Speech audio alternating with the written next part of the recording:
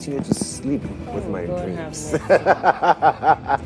We won't hear the last of this. No, until I see a Bibi Groma and then Ghana Dance Ensemble here today. Bidding me farewell. Right, so that's our quotes for the day. Let's bring you a wrap of the words that we've brought to you this week. Kind courtesy Lorraine.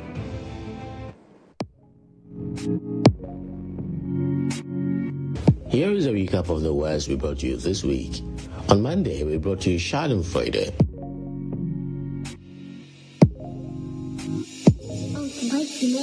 On Tuesday, we brought you telepathy.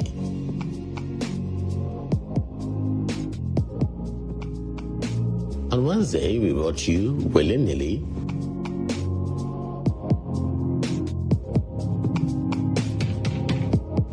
And on Thursday, we brought you Susurrus.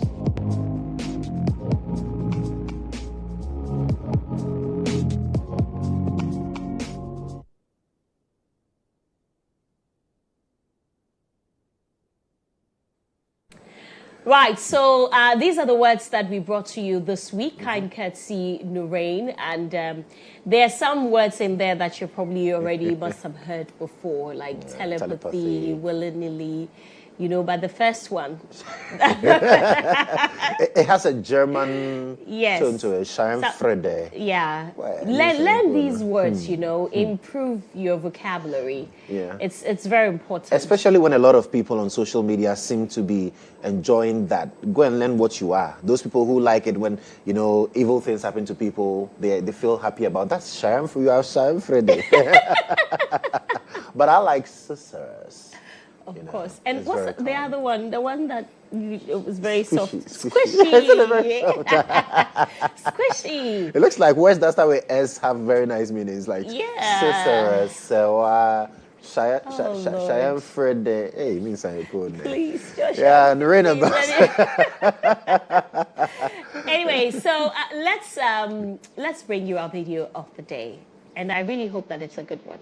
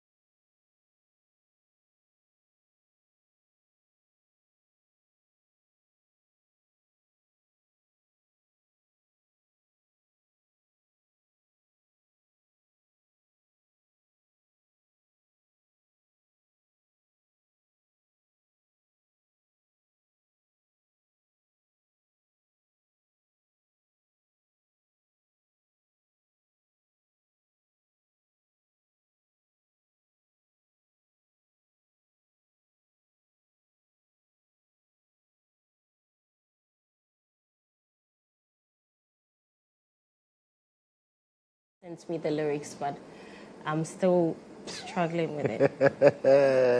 Yeah, why? Is it the ever? Yeah, it's that. Oh, Megavon, yeah. Let's see. During my leave, we'll deal with it.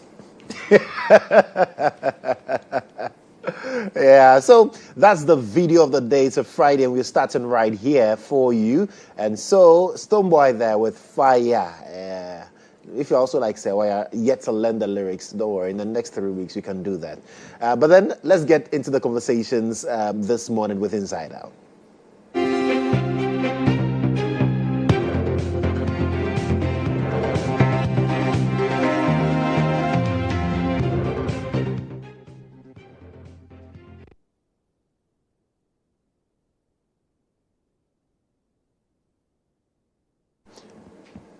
So it's been a very busy week and quite a lot of things to talk about as well.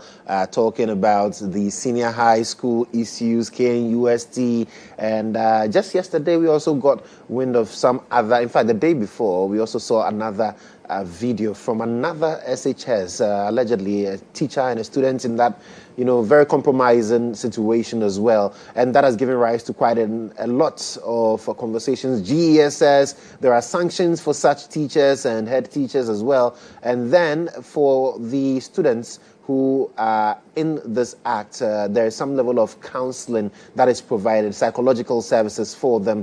And just when that was simmering, we also saw the Sam George versus DSTV saga and a whole back and forth, so much.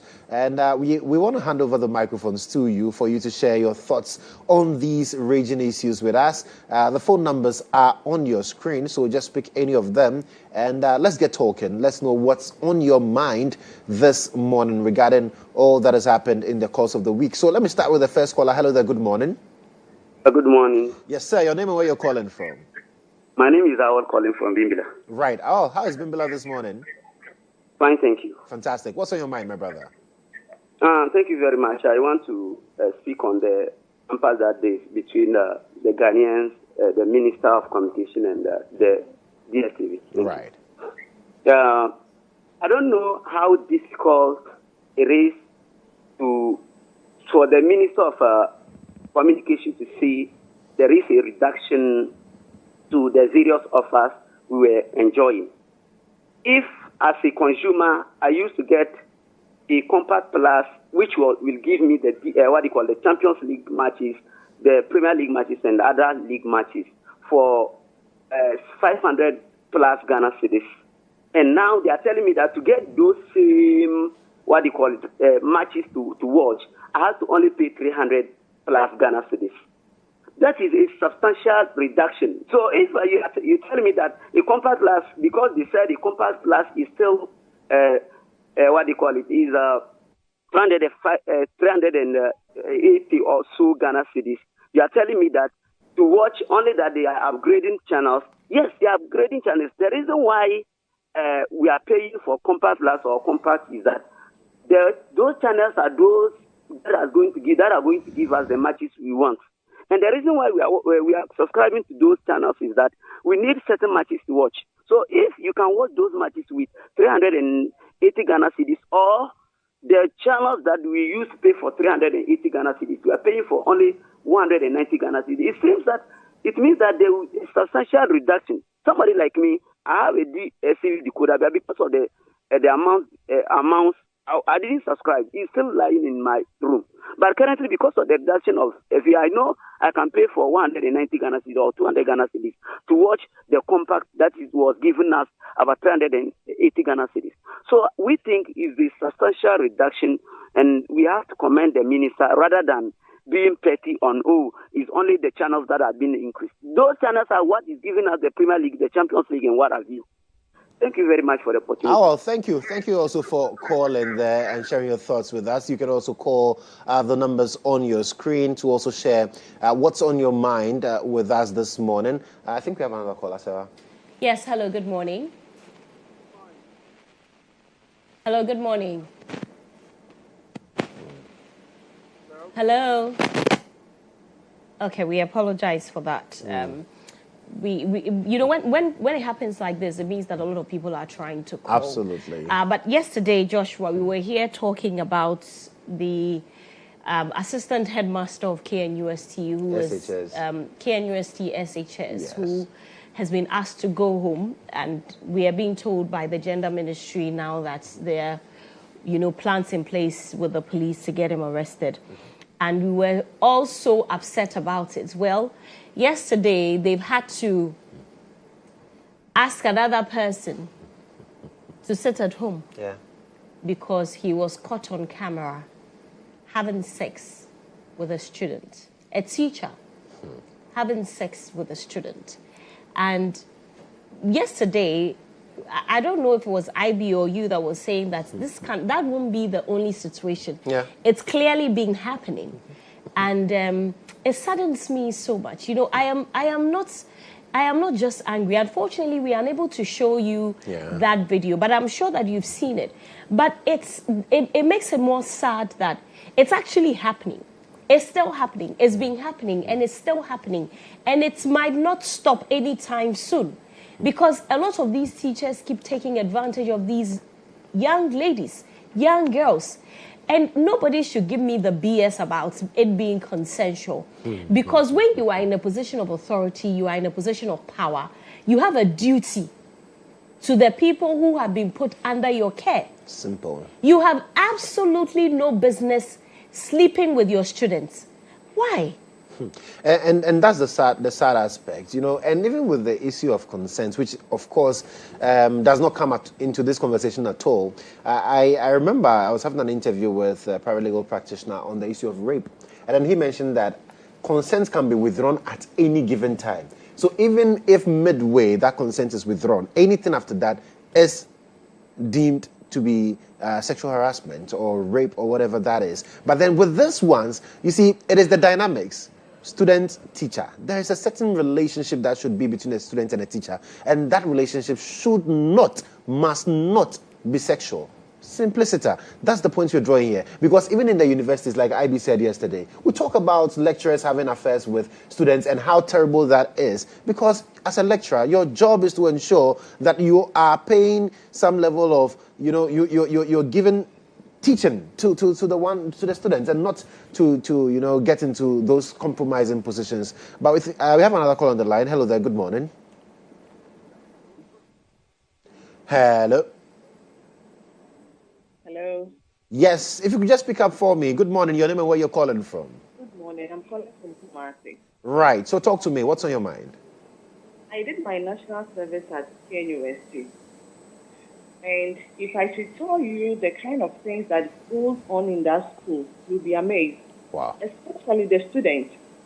I had my friend who was an NSS personnel. The students, they don't normally go to class. Because of my friend, the class was full. I asked one of the students, why is it that when Godfrey goes to the class, all of you girls will be in the class? They said, Madam, we only go there to watch Godfrey, not to study. Wow. So imagine a student have this mindset. What is going to be the outcome? The teachers there some of them are very bad though, but the students too are something else. So if we are looking at this thing, we should look at both sides. Absolutely. We should look at both sides. Wow. Because before I ended my national service, there was a sex tape about one student. You see, what is going on in our secondary school is so alarming. It's very, very bad. I don't know whether it's because we've decided not to punish students or I don't know. So GES must sit up and the government must do something about this thing. Thank you. Thank you. Thank you so much for calling as well. And we had that conversation here yesterday, that, you see, in all of this, indeed, we're talking about the adults because we believe that they should know better. But then parents also have a part to play in all of these conversations. But let's check out our next caller. So. Yes, hello, good morning. Hello. So how are you? I'm doing very well, thank you. How are you too? Yeah. Oh, by the grace of Allah. My name is Abu, calling from Western Region, Secondary. All right, Abu. Please, Abdul, go ahead. Yeah. You see, first of all, I want to congratulate the minister.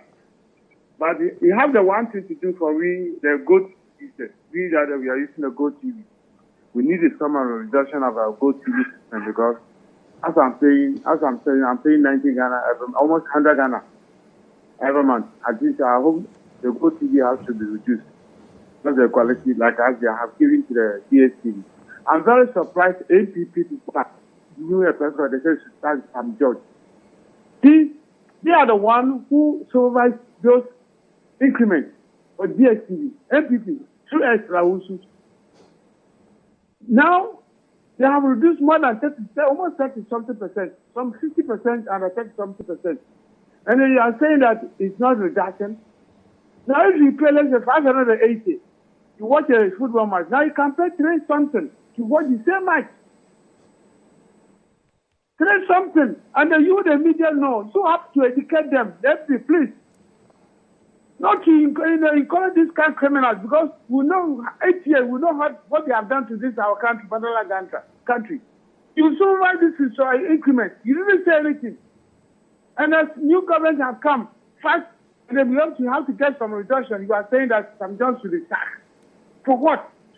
They have to be arrested and prosecuted. They are criminals. They should give us a break. We are serious in this country, brother and sister. We are not cowards. For past years, we saw what they have done to this country, motherland. Huh? You increase the thing to almost about 9, what's the 8 or something Ghana. Somebody have brought it down. Now you can pay less the money, you can get more to watch. You say it's not a reduction. What do you want? The person, look at your share. If you are using, if before you are paid 580, now you pay 3 something, you can get the same channel that you are using, the same football. Please, you, the media, I blame you people too. You have to educate them, ask them questions. I don't know, you people are really using a GST or GOAT. How much you are paying before, how much you are paying now, the service that you are using. So please, and then let's continue this to develop this country. Thank you very much. Thank you to Abdul for the call. Interesting comments. Joshua, we have another call. Yes, all right. So from Abdul in the Western region, let's check out who next we have. Hello there, good morning. Hello. I know the lines. Yes, I think. Hello, can you hear me? Hello. Yes, sir. Good morning. Good morning to you. Your name and where you're calling from. How are you? Hello. Alaji. Alaji. How are you? Alaji, I'm doing very well. How are you too? Yeah, thank you to have me this morning. First of all, let me send my greetings to my senior brother, Honorable Comrade Alaji ABA Fusteni, and Shamima Musa and his husband Alaji Alasan, and Honorable Julius Debra, Chief of Staff, and Chairman of Oso Ampo for entire listeners. Serwaa? Yes. When you look about the communication minister and reducing these prices, and me, I have problem with that price reduce. But because we need to enforce the GSTV and they should reduce the price. But they fail to reduce the price. They increase the numbers of the channels. When they increase the number of the channels, some people have been paying that number, that channel, and they have been added. Is that also? So now, and let's appreciate what communication minister did. But Marcos minority leader in parliament, they're coming out to call President John Dramani Mahama to remove the communication minister. For what reason? I don't understand these people. For what reason? Because of that, and you people get the 38% in the 2024 election. When you look about these people, they be like they don't know what they will do, and they will get organize the unnecessary press conference in this country. We know our left and right. People is happy for what communication minister Sam Natejo did for us, and what you show you people problem. And you call President John Dramani Mahama to remove him because of his life for Ghanaians. That cannot happen because your failed president is not like a President Dramani Mahama. Even your failed president, some corrupt ministers in your government, insist to remove them. Because of that, and some of your former ministers ran to abroad, and we want to bring them to prosecutor, and they say they will not come to this council again. So, want somebody to do good things for you, that applaud for that person, coming out to saying nonsense.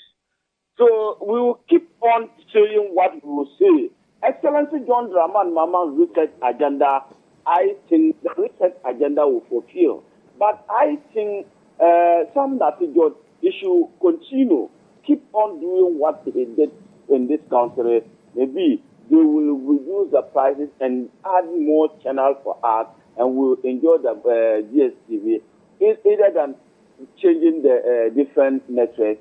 But you see, Serwaa, when you look about the MPP, the same people pushing nurses, they should come out with a demonstration.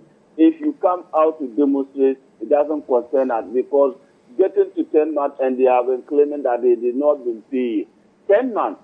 We have not been government for 10 months now. Alhaji, thank you so much. Alhaji, thank you. Thank you very much. We are grateful that you are able to share your thoughts with us every week when we open the phone lines. Let's take another call, Joshua. Yes, let's check out who else we have. Hello there, good morning. Good morning. Yes, sir. Your name and where you're calling from? My name is Adam Kapia. I'm calling from Tamale. Right. Yes, what's on your mind, my brother? Pardon? What's on your mind this morning? On my mind, it's about the DSTV increment, the digi box. That's what I'll talk about. So talk to me. Yes, what's your Oh. concern there? My concern is simple. For instance, I have my DSTV digi box here. I stopped using it because the price was too much. So I had to put it aside, and then I was using a multi-TV. But yesterday, I went back to it on the family package. Initially, I was paying over 300, but now I'm getting more. So I don't know what they are talking about. And you get all the matches are also on the family package, and it's at a reduced price. So a lot of people will be going back to that package. So I think Sam George did a very good job. Right. And I think we rather have to pat him at the back than vilifying him the way we are doing about it. Okay. So that is my thing. Thank you. Thank you. Thank you so much for calling as well. I think we have time more for another caller. You can also call in and share your thoughts with us. And yeah. All right. Hello, good morning. Good morning, madam. Yes, thank you so much for calling. Tell us your name, where you're calling from. My name is Super Granddaddy, calling from Lower Manya Club. You're a super granddaddy. Yes, madam. Okay, let's hear you, daddy. You see, as the last person has said, it's like the cost of DSTV. Everybody, the expectation is high because it's very, very expensive. But for the minister to come out and say that they have decreased the price of the DSTV, meanwhile, it was a promotion. That is the big challenging of fallacy for me. So if you want to do that, if you want to do it well, so that the people of Ghana, for your giving that position to you, will be appreciated. Thank you very much. All right. Thank you so much for the call, Daddy. Super grand Daddy. Super. Yeah, from Lower Amanya Krobo. We appreciate that. It reminds me of the guy who came for the interview like early this year. What's his name?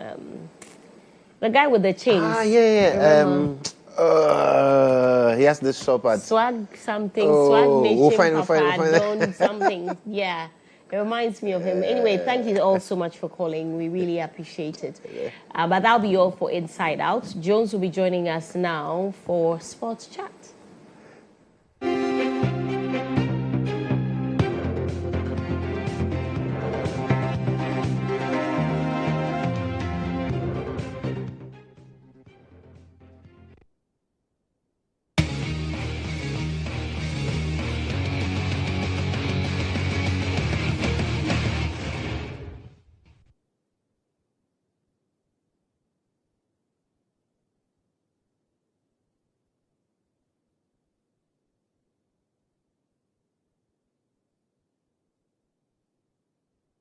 All right, so my brother from Hodome, the greatest export from Hodome in 2025. Yeah. Amen. Jones ADZI. Yes, sir. The man who uses Serwaa to claim fans. Yesterday he watched it. He was so happy. Serwaa was so happy all over the place. But I sent it to you. We have a Snapchat boys group, and then now what are you doing on Snap? Anyways. Oh, come on. Anyway. You're not on Snapchat? Jones, you're here with sports. Come to Snapchat. What jersey are you wearing? And this is AS Roma. Okay. Yeah. So he says we're outside. This Hodome boy. I see. Yeah. So good morning. Morning, Jones. What have you got for us? So we'll start off with the Black Stars. You know, we have 2 games to go, and we'll qualify to the World Cup. Canada, Mexico, and USA. Yeah. Lily says she wants to go to Mexico. IB says USA. I want Canada. You want North Canada? America, yes. Why you don't follow football? Why? Is it just football? What are you going to do there? What are they doing there? So let's look at the names of some of the players that Coach Otuado has called up. 2 games. And then we see Lawrence Tatiziki, Benjamin Asari, Joseph Anan, Alidu Seidu, GHOne Mensah, Mohamed Salisu, Jerome Opoku, Kodjo Pepra Opong is a new boy. He plays for OG Nice in the French league. Caleb Irenchi is back. Jonas Ajete, Ebenezer Anan, Alexander Jiku, Elisha Usu, Thomas Partey, Kwesi Sibo of Real Oviedo. And then there's Prince Owusu, also of Midiama, new player, call up first time. And then Mohamed Kudus, Abdul Fattah Isaaku, John Penstel, Christopher Bonsuba, Kamaldeen Sulemana, Jordan Ayew, Inaki Williams, and then Antoine Semenyo. These are the men that Otuado has called up for the last 2 games. So the Black Stars would play on the 8th in Morocco against Central African Republic, and then they will return home to train at the Accra Sports Stadium and then play on the 12th, Sunday. Will be celebrations at the Accra Sports Stadium when Ghana take on Comoros there. But then they will not arrive in Ghana. They will go straight to Morocco, start training. So you will not see them come to Ghana. They would go to Morocco first before arriving next week, Thursday, to start preparations against Morocco. Let's head on to the Jubilee House, because today the King's baton really would begin, and President John Dramani Mahama is expected to kick that off today. We've been speaking to the GOC president, Mr. Bokavi, and he's revealed a lot about the King's baton. Oh, things are looking good. And on this occasion, I'm the president of the Commonwealth Games Association of Ghana, because we are dealing with Commonwealth this time. And the baton is a unique experience that the Commonwealth Games has introduced. I mean, it started in about 1958, thereabouts, with the first one was in Wales. And then in Malaysia, for the first time, the baton went to all the countries that were going to participate. This year, the baton will go around 74 countries.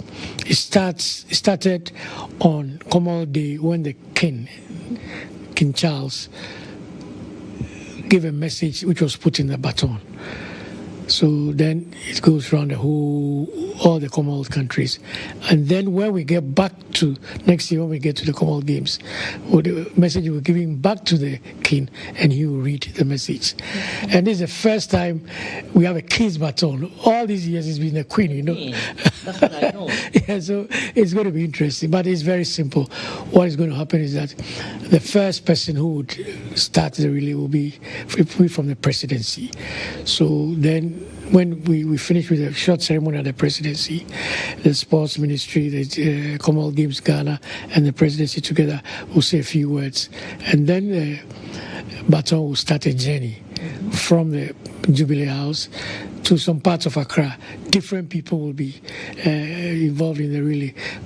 Athletes, administrators, prominent people, security service heads, different people. And it's just to, as it were, introduce everybody to the relay and get the whole community involved in the relay. Right, so he's also revealed plans for Saturday, Sunday, and Tuesday. There's also parts of plans to go to Ibri tomorrow and then to the beach as well. Today, we are going up Ibri We'll start with a walk from Mensah up to the mountain. And then when we get there, we'll go all the way to Amihere Girls first. Then we'll go to Adontin Senior High School because the young people need to experience it and, go there. And then we'll come back to, of course, we have to pay homage to the Paramount Chief of Amihere, yes. And then we'll go to the regional ministers area where they're having a Safotu film. So we are going to part of tradition, culture, that kind of thing. And then when we finish with that, we'll end Saturday. Sunday, we'll go to the beach. Environmental issues. Okay. Part of this baton relay is also to draw the attention of the world to the kind of plastic waste that gets into the sea, which is creating problems for the oceans. So we are trying to draw attention to. So we are going to clear the, pick plastics and things, and every country is doing it to show a message, to send a message that.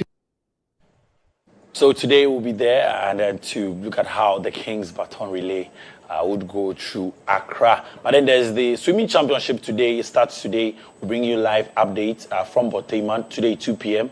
We'll tell you all about that from now up until Monday and then Tuesday. Let's head to the Ghana Premier League because there's action today. But then before that, we see Asante Kotoko taking on Bando Hearts of Lions. Brekum Chelsea play Basake Stars. FC Samatex will take on Aduana FC. And there's Midiama up against Nations FC. Dreams take on Vision FC. And there's Howe United taking on Karela United at the Howe Sports Stadium. And in the other games, in the Ghana Premier League as well, we'll see Bechim United take on Accra Suffolk today, 3 p.m. And then there's Swedru All Blacks up against Bibiani Gold Stars. 11 Wonders will take on Young Apostles as well. We end off with the Star Corporate Walk, yes. So the Star Corporate Walk is going to be happening, and pretty shortly we'll tell you details about that. But get ready, tell your people, let people know that yes, the Star Corporate Walk is on us, and Joshua will be there, and I believe. Okay, that's all for sports. My name is Jones. Outside.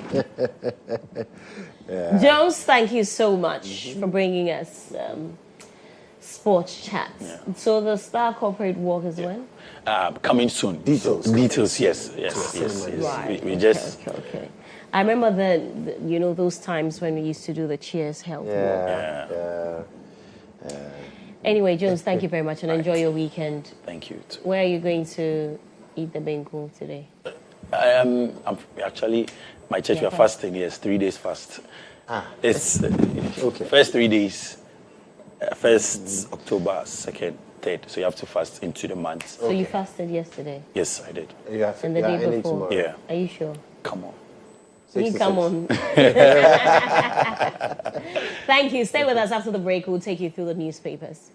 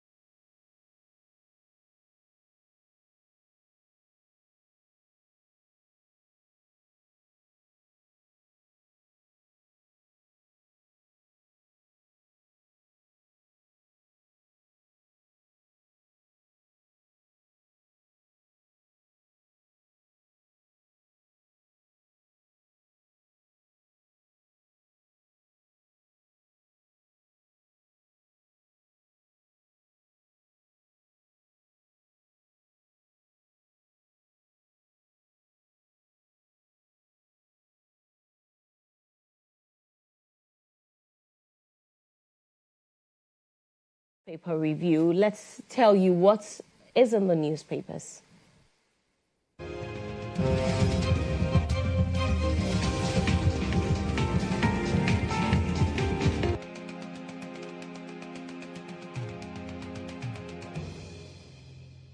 Well, we'll start off with the Daily Guide and the front page of the Daily Guide.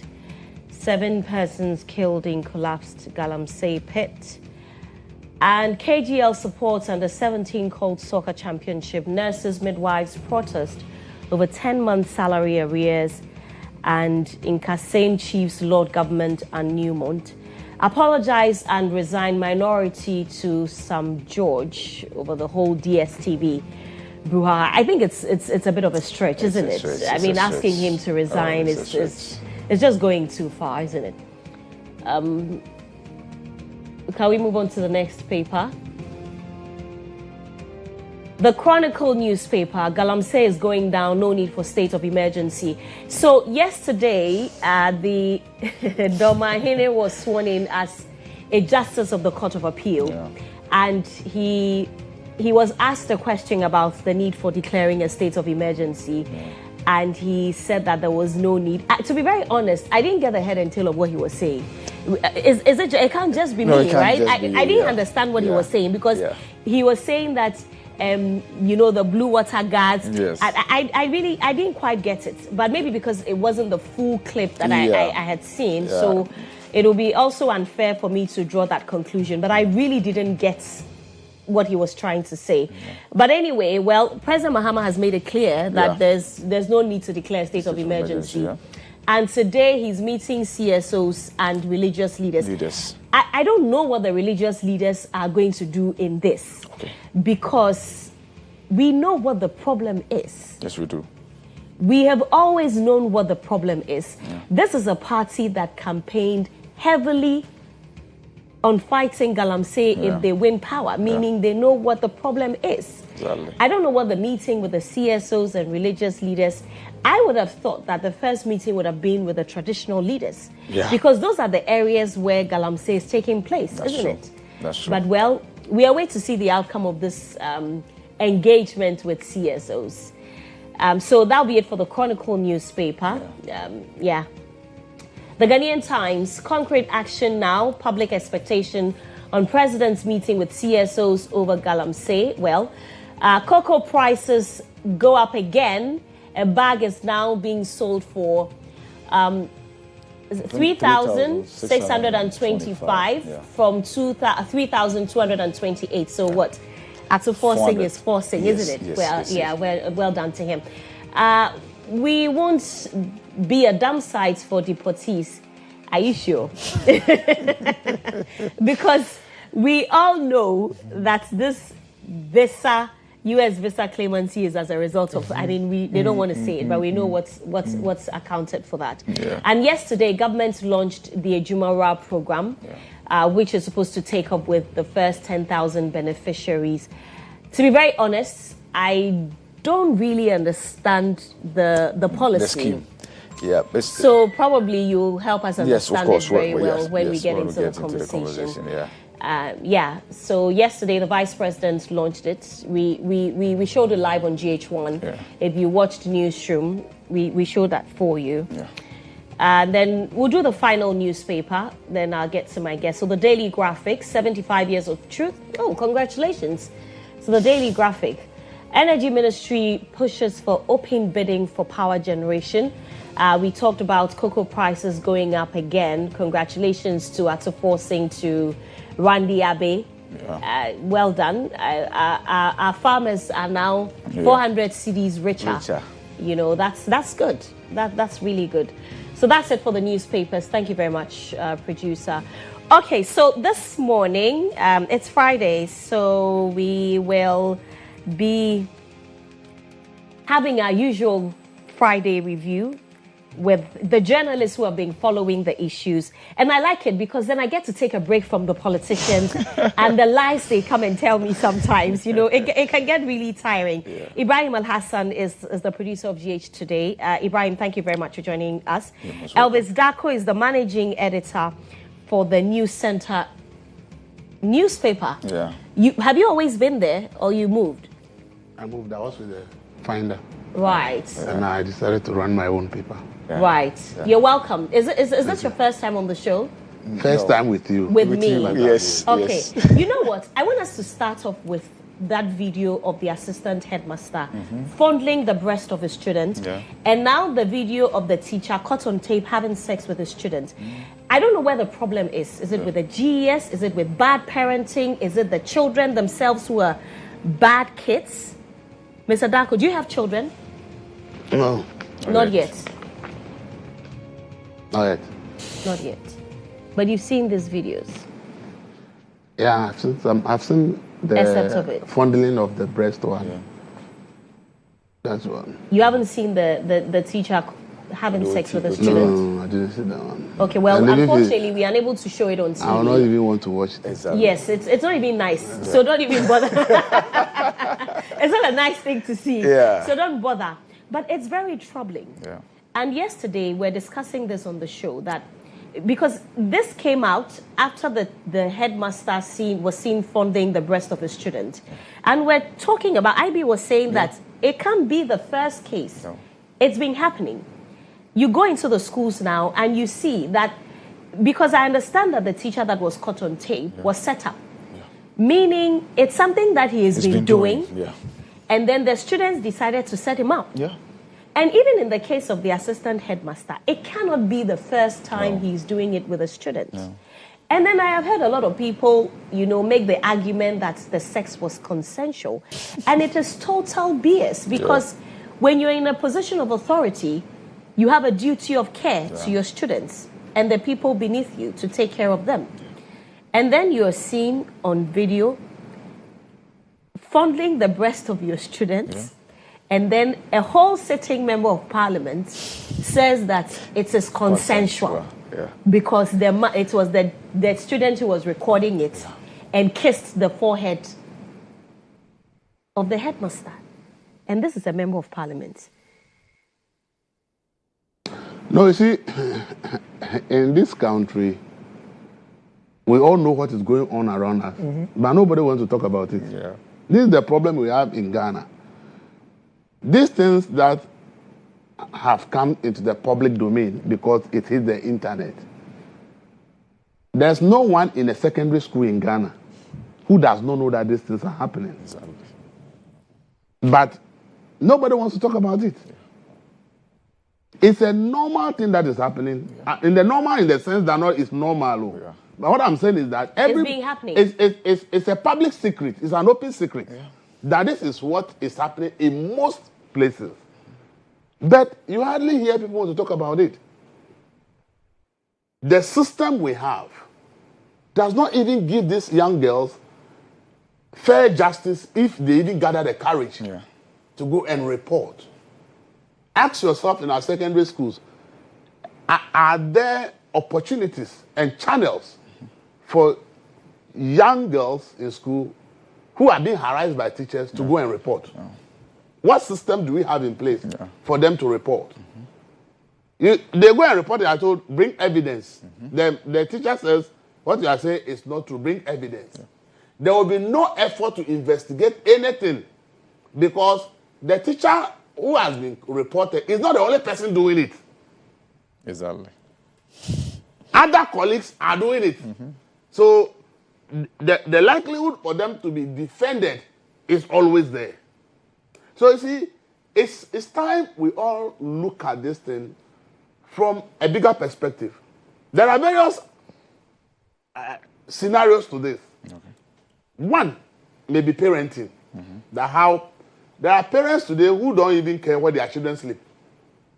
All they know is that they have children. But the child can go to town 3-4 days and return, and the parent will not ask, where have you been? Yeah. Why did you go out? Why didn't you sleep at home?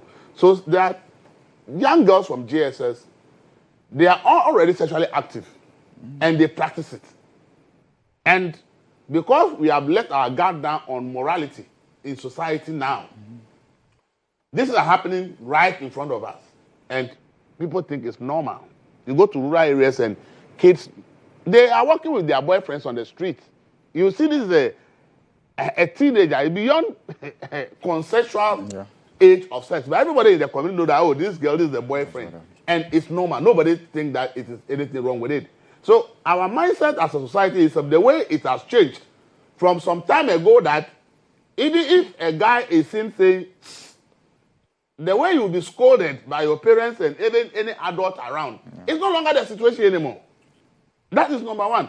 Number two, as I said, the schools, this is happening, and from the PTA to the teachers, nobody seems to be worried about or care about it.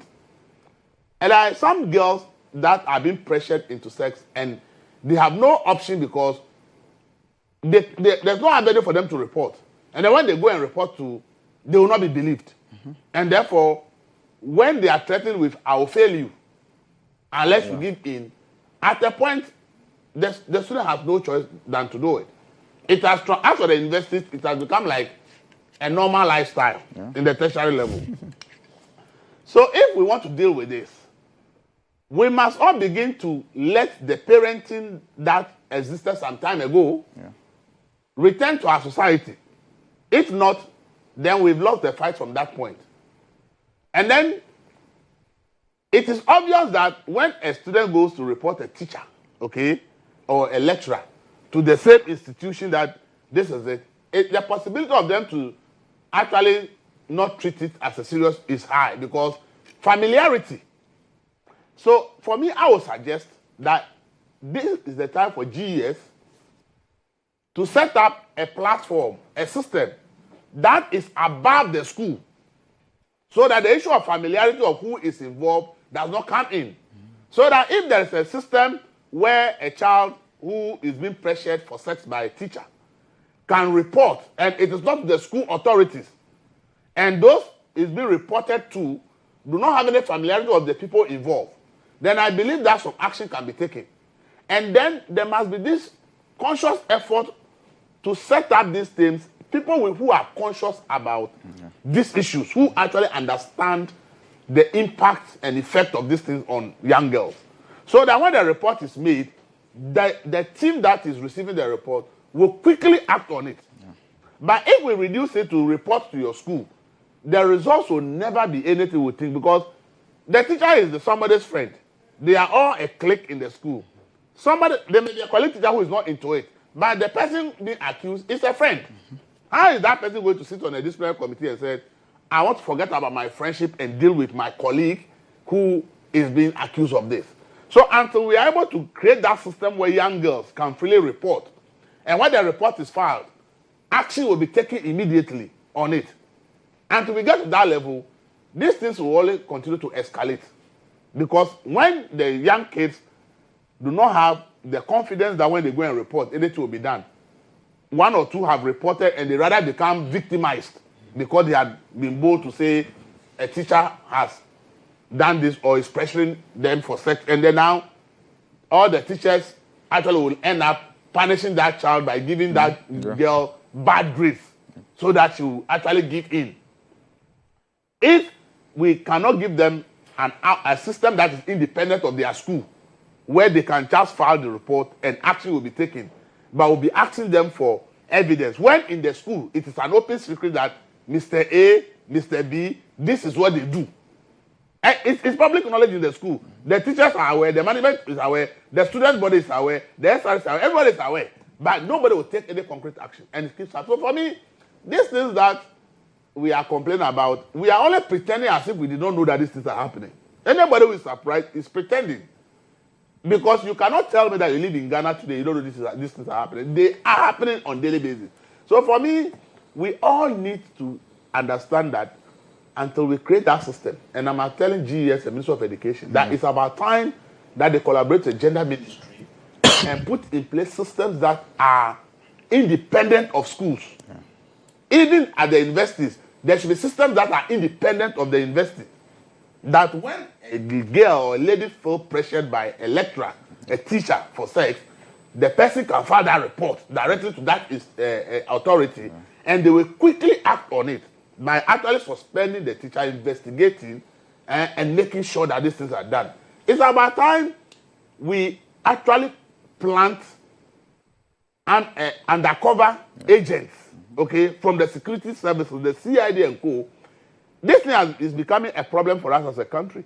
Why don't we make use of undercover agents from the security services on these campuses so that they will go out there and with their expertise gather information on male teachers who are doing this to female students?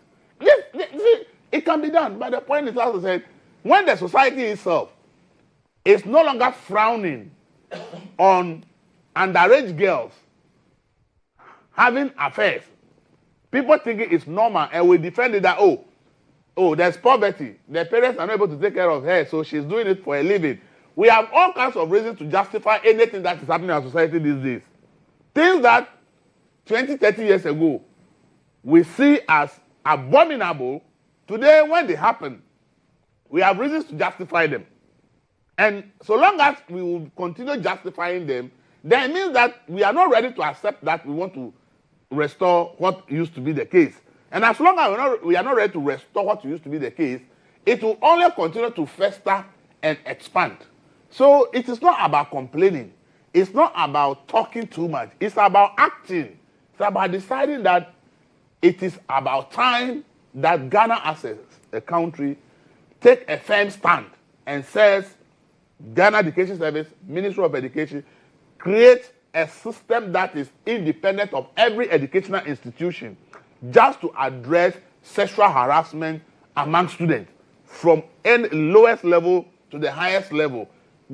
Actually educate the student community about this as to how they can report when they feel pressured by any lecturer or tutor or teacher for sex, how they can report. And sometimes some of these reports should even be anonymous if it is not up to level where the person wants to show up and confront the perpetrator.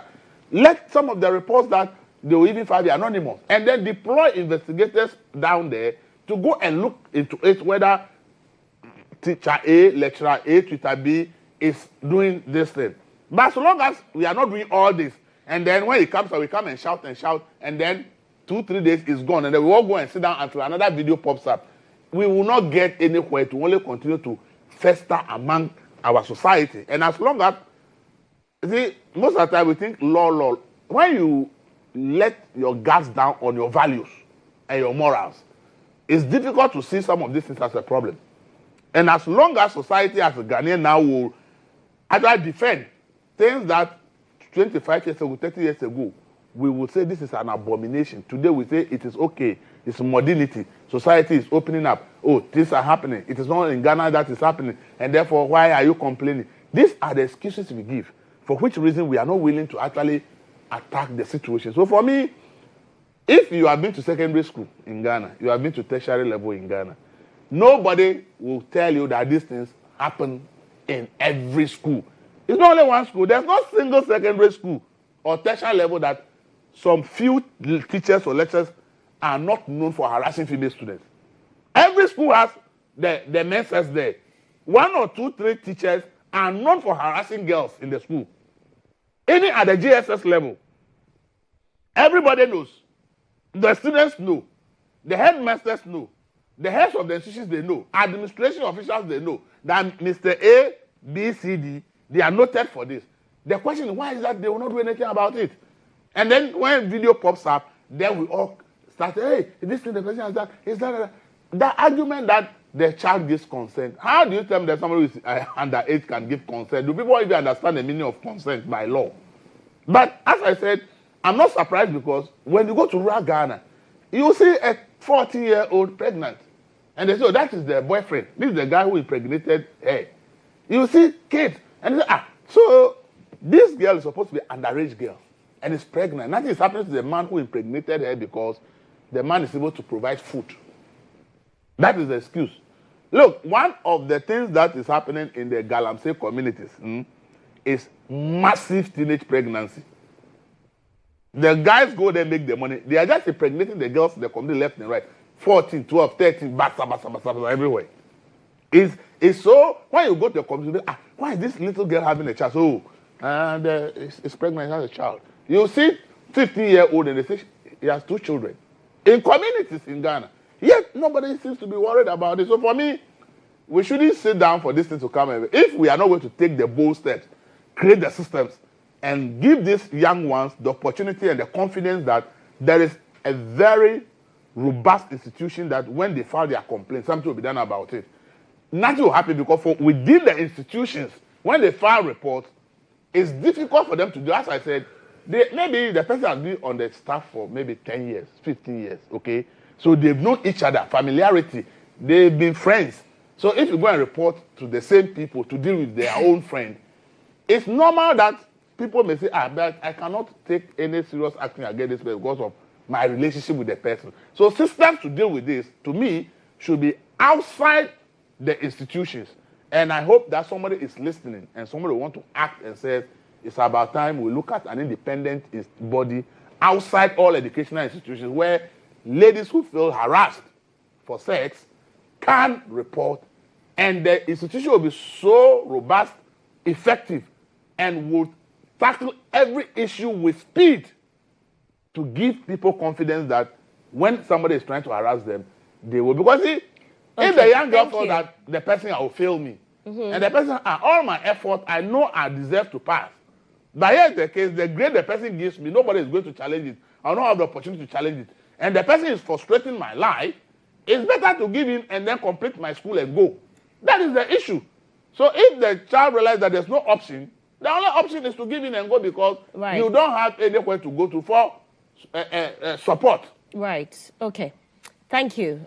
Let me welcome Cliff Ekufu. He's a chief reporter with New Times Corporation. Good morning. You're welcome. Good morning, Serwaa. Ibrahim. Yes. So, yesterday, extensively, we talked about this. A little did we know that there was another video from the OT region, the GHOne Senior High School, where this teacher did what he did. Subsequently, we got a statement from GS that he's also been interdicted. Now, we are learning that, yes, the students decided to capture this on video, probably because that's how he's been behaving towards them. So they set him up. He's been interdicted. Yesterday, I remember saying that when we were all in school, these are things that we knew that the staff common room, the teachers knew those who prey on young girls. The school administration knew. The non-teaching staff knew. The students themselves knew. In fact, we had young boys who were students who had loggerheads with teachers because they had an interest in one girl or the other, both of them. And these are things that everybody knew about, but for some strange reason, the boy will be failed, collateral damage. But for some strange reason, nobody talks about it. The GS system doesn't work. When you go to university, they say we have counseling and placement center. When you are in trouble, when you go for orientation, you are told that don't be dating each other, right? You are there for academic purposes. When you do and you get broken heart, go to the counseling and placement center. A nice story was shared at Legon, where at level 200, a young man came, but the University of Ghana had an arrangement with some other universities outside, that he wanted to be transferred from University of Ghana to go and continue his course in the school abroad. So the counselor then asked him, what's the problem? He said, there's no problem. I just want to go and further my education outside. They dug into the issue and realized that he was dating another lady whom he was reading the same course with. The lady broke his heart. But the fact that whenever he goes for lectures, he will have to see the same lady, he was failing. And this is a grade A student, right? But he was failing constantly. They realized that that was the problem. So whenever you go for orientation, you are told that avoid such things. The point I'm making is that there was a counseling and placement center. Go to our various senior high schools. There's nothing like that. Well, in one of the schools, it's there. Okay. But as to whether they are performing the functions they are supposed to be performing. Usually they leave that to a madam or a teacher who is expected to be empathetic. Exactly, yes. Right? So they just go up to you and say, okay, it's just like house mistress and house master. No, it's supposed to be handled by professionals. So like what Elvis talked about, if GES is able to say that there is this center, and this center, the one who mounts it, is in charge of receiving complaints of sexual harassment, advancement, and what have you, That should be insulated from the school system. We should be able to have that. So there is some level of anonymity. If you go there and file a complaint, the staff common room will not sit there and discuss you for you to become a victim to all the teachers there. Because, like I said, it happens. Thanks to smartphone now, we have many more of these recordings coming out. When we were in school, they were 3310 and 3410. What were you going to record with that? At that time, if you are a student, you have 3310, you are from a big room. Exactly. Exactly. As we speak now, one of the reasons why students are not even allowed to carry phones to school is some of these things. Yeah. Because they know that you use these phones to record some of these and expose them. Right? So the students are able to sneak smartphones in there. So trust me, we hate to be the bearers of bad news, but you see more of these videos coming out if the teachers do not stop, because they do it. I went to my former school the last time and there was an emergency meeting. Okay, what's the problem? These young boys that have been posted there to go and do national service, they were doing service on the ladies, the students. They were servicing the yes. ladies. Can you imagine? And people know about this. So you just imagine the assistant headmaster for KNUSC Senior High School. You sent your girl to school to go and learn good morals, learn how to behave, right? And this is what the person is being exposed to. This is the orientation they are given. Like we said yesterday, why would they not record videos after they are done with their final paper that married women, hold on to your men, we are coming home, we are coming for them. This is the orientation they are receiving. So what do you expect from them? The moral decadence we are recording in this society of late is befuddling. But of course, we should all take the blame. The homes have to take the blame, parents have to take the blame. But to what extent can you blame the parent? When I have entrusted my daughter in your hands as an institution, as a school which has a system, and the one who is supposed to supervise the system, an assistant headmaster, is doing this. And you have people say things that should not be said before, even should not be said in secrecy. How much more before camera? That if you look at how excited the girl was in recording the video, because of course the girl recorded the video. But there was a man who is trained, not just trained to be a teacher, but trained to be emotionally very intelligent. At that level, the young girls, their hormones are misbehaving. And that's how come as a man, as a teacher, as a headmaster, as a headmistress, you are taught to know how to straighten them up. You are rather leading them into the abyss. And you think we should have sympathy for you. So I agree with the General Minister that there should be repercussions just beyond he being interdicted. There should be repercussions to serve as deterrent to others. And there must be systems where these young girls can report. The last thing parents will want to hear is, I send my daughter to school upright for my daughter to return, and they are not just smoking and recording themselves. They are twerking on social media and recording themselves. They are saying things that young girls should not be saying. Then, am I better off keeping my daughter at home, or I'm better off sending my daughter to school? It's something that as a society we need to address, and GES must be up and doing. Cliff. Yeah. Thank you, Serwaa, and good morning to cherished viewers. We are having to deal with a Hydra-headed challenge. Yeah. Like both of them have said, it's not new. Probably the newness in it is the fact that now there are gadgets to record what happens on campus. Because I can boldly say that during my days on campus, more than 3 decades ago, these were things we used to discuss. Sometimes it's the psyche and how we are socialized into society. Because I remember in those days, we used to make fun of some of these things. Yeah. And once a teacher is identified as being part of that, we box both the teachers. We have a way of making fun of the teachers and the supposed victim who should attract our sympathy is also viewed in a certain way. Yeah.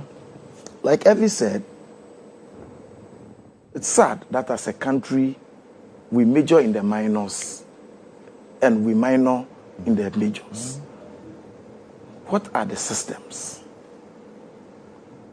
not too long ago, I think somewhere in 2016, we saw a video. That one was the explicit act between a headmaster and a student, his student, on the kitchen stool, right? Kitchen stool. Yeah.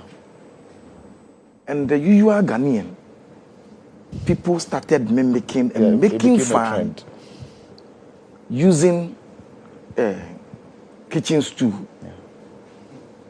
The rare essence of what had transpired between an adult who is supposed to add up to the molding of the young girl for societal benefit got lost on all of us. We all make fun of it.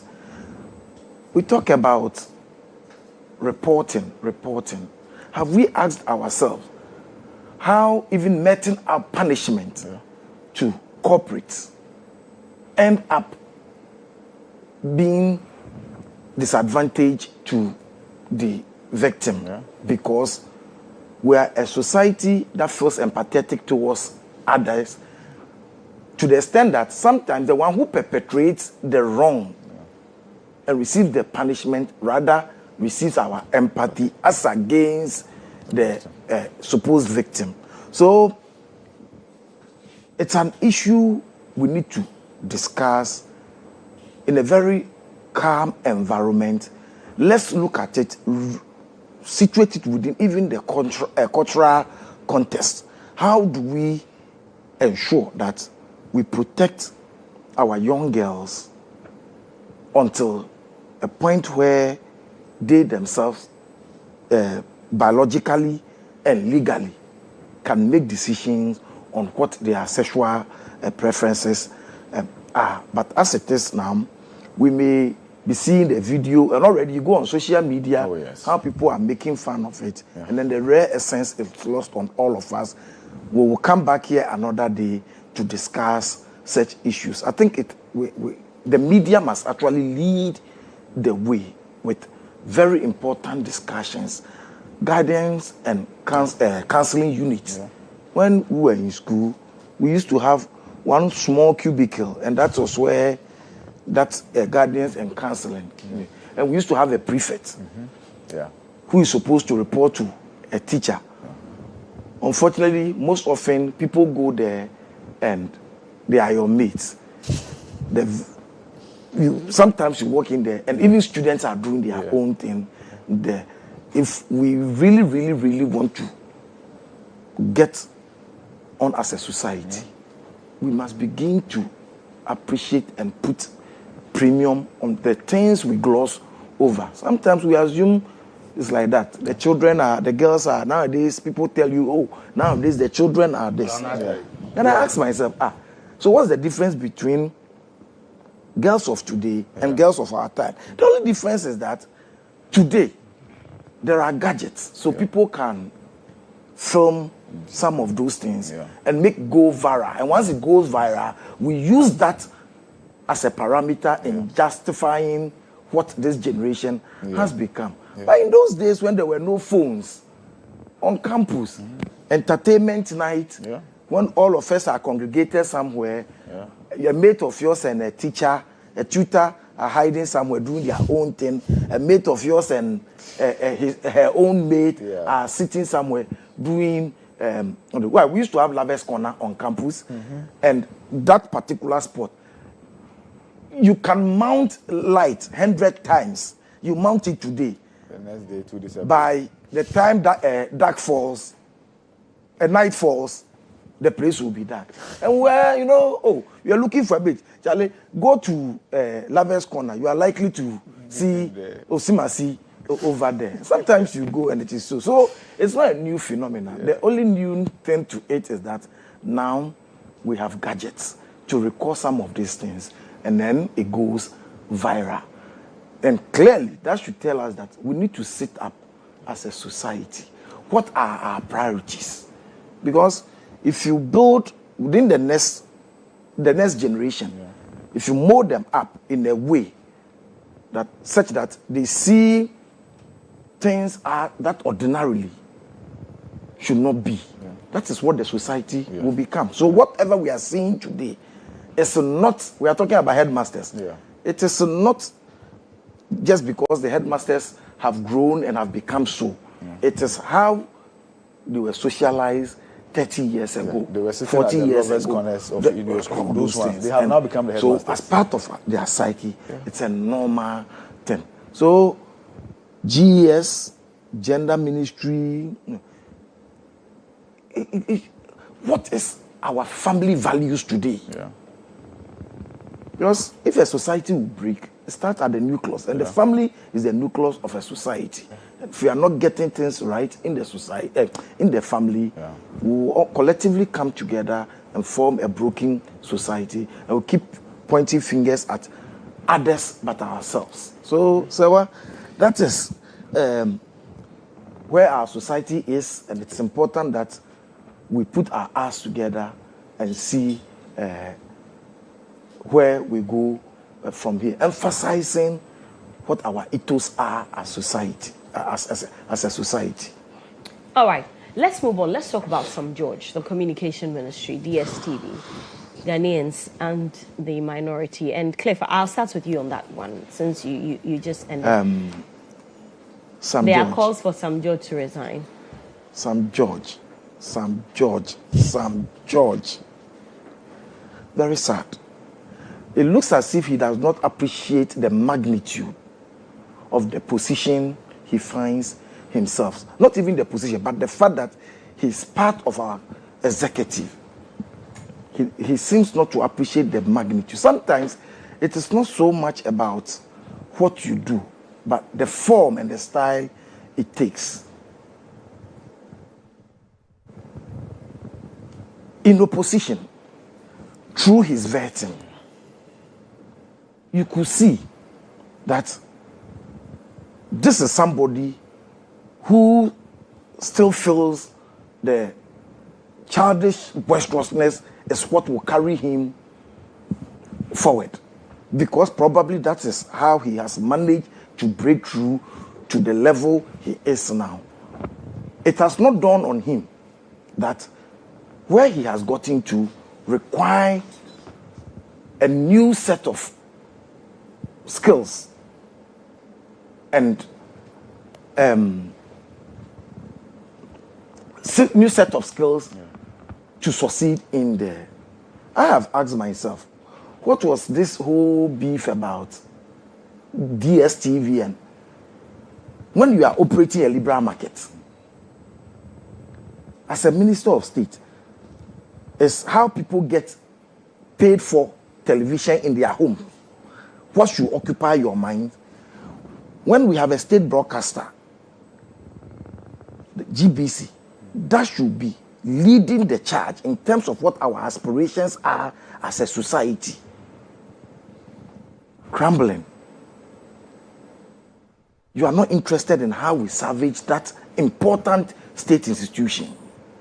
You are interested in what people who have more than enough discretionary income want to use their money for. And then look at it. When it started, you saw how... But was it not a good course that he sought to embark on? Because DSTV is, yes, I mean, as you say, there are state-centered problems that he probably could have focused on. But you also cannot deny the fact that a lot of people, Ghanaians, use DSTV, and there were cries and calls for the prices to go down. Was it not a good thing that the minister sought to do? Serwaa, when people are crying for the cost of Lamborghini to come down, of what use would that be to me? But comparing Lamborghini and DSTV is a bit of a stretch. You see, that is the challenge. You watch football. Is it a luxury to you? It comes as a luxury. Okay. Football comes as a luxury, and that is why sometimes you have a 40,000-seater capacity of a sports stadium not being filled up. For 10 cedis, maybe the gate fee. Because I have something to do with that 10 cedi. In entertainment, everything entertainment is by choice.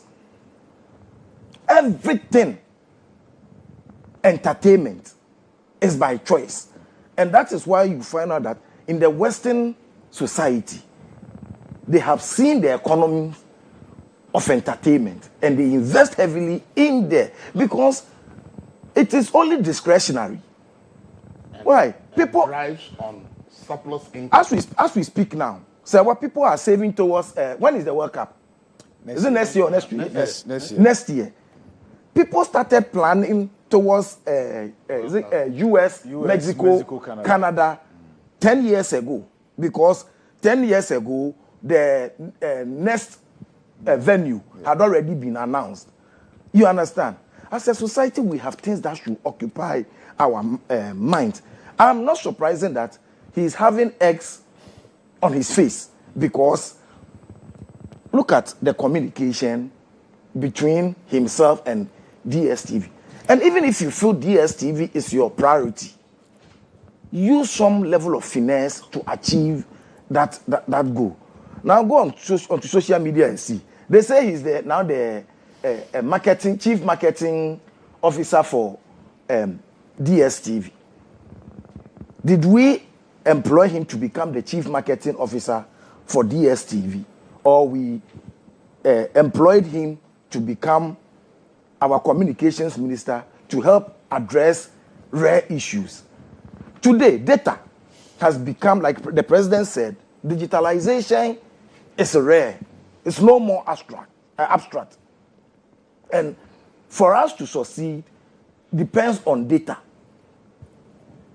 9 or 6 months into your ministry, into your administration as the Minister of Communication, you have not taken steps to see how we drive the prices of data. That negotiation gave us more data. They gave us more data. You saw what happened. But you have more data. Just as in this case, you have more value, more viewing channels. Serwaa. Yes. Did you hear people saying they buy whatever? Yeah, but that has been debunked by the telcos and the NCA. That is because of your usage. They've done the investigations from the people who made those claims and realized that the people themselves conceded that it's their usage. If you get more data, as if we're expecting the telcos to come and affirm what anyway. So for me, I think if Sam George really wants to succeed, he needs to check his approach to issues.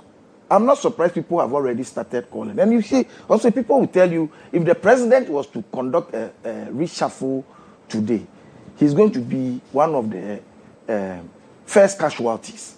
That is people's wishes. That is the people's wishes. And that's whether that will happen is a different thing. Yes. You see, that should clearly tell you that people are not satisfied with your conduct as a minister. Why are people not saying, speculating that the Minister of Education is likely to be a casualty if the president should conduct a reshuffle? Why are people not talking about the finance minister? Why are people not talking about the Minister of Local Government? Clearly, it tells you that people are not happy with the way you go about things. And for me, Sam George, as a young man, still has more time in this game called politics and national development. He needs to look at how he approaches things. Look at what he said to Evans Mensah on that show. That if that is Evans's comprehension, then GES needs to do more. Free education. Clearly, very insulting. Very, very insulting. Because I know the difference between price reduction and more value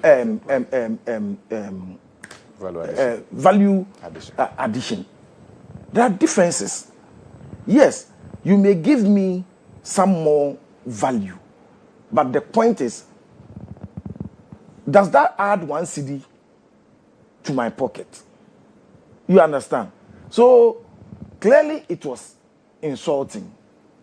And I felt insulted because yesterday, for example, a friend tells me he received a call from DSTV. And the point was that they were doing a promo, so and so.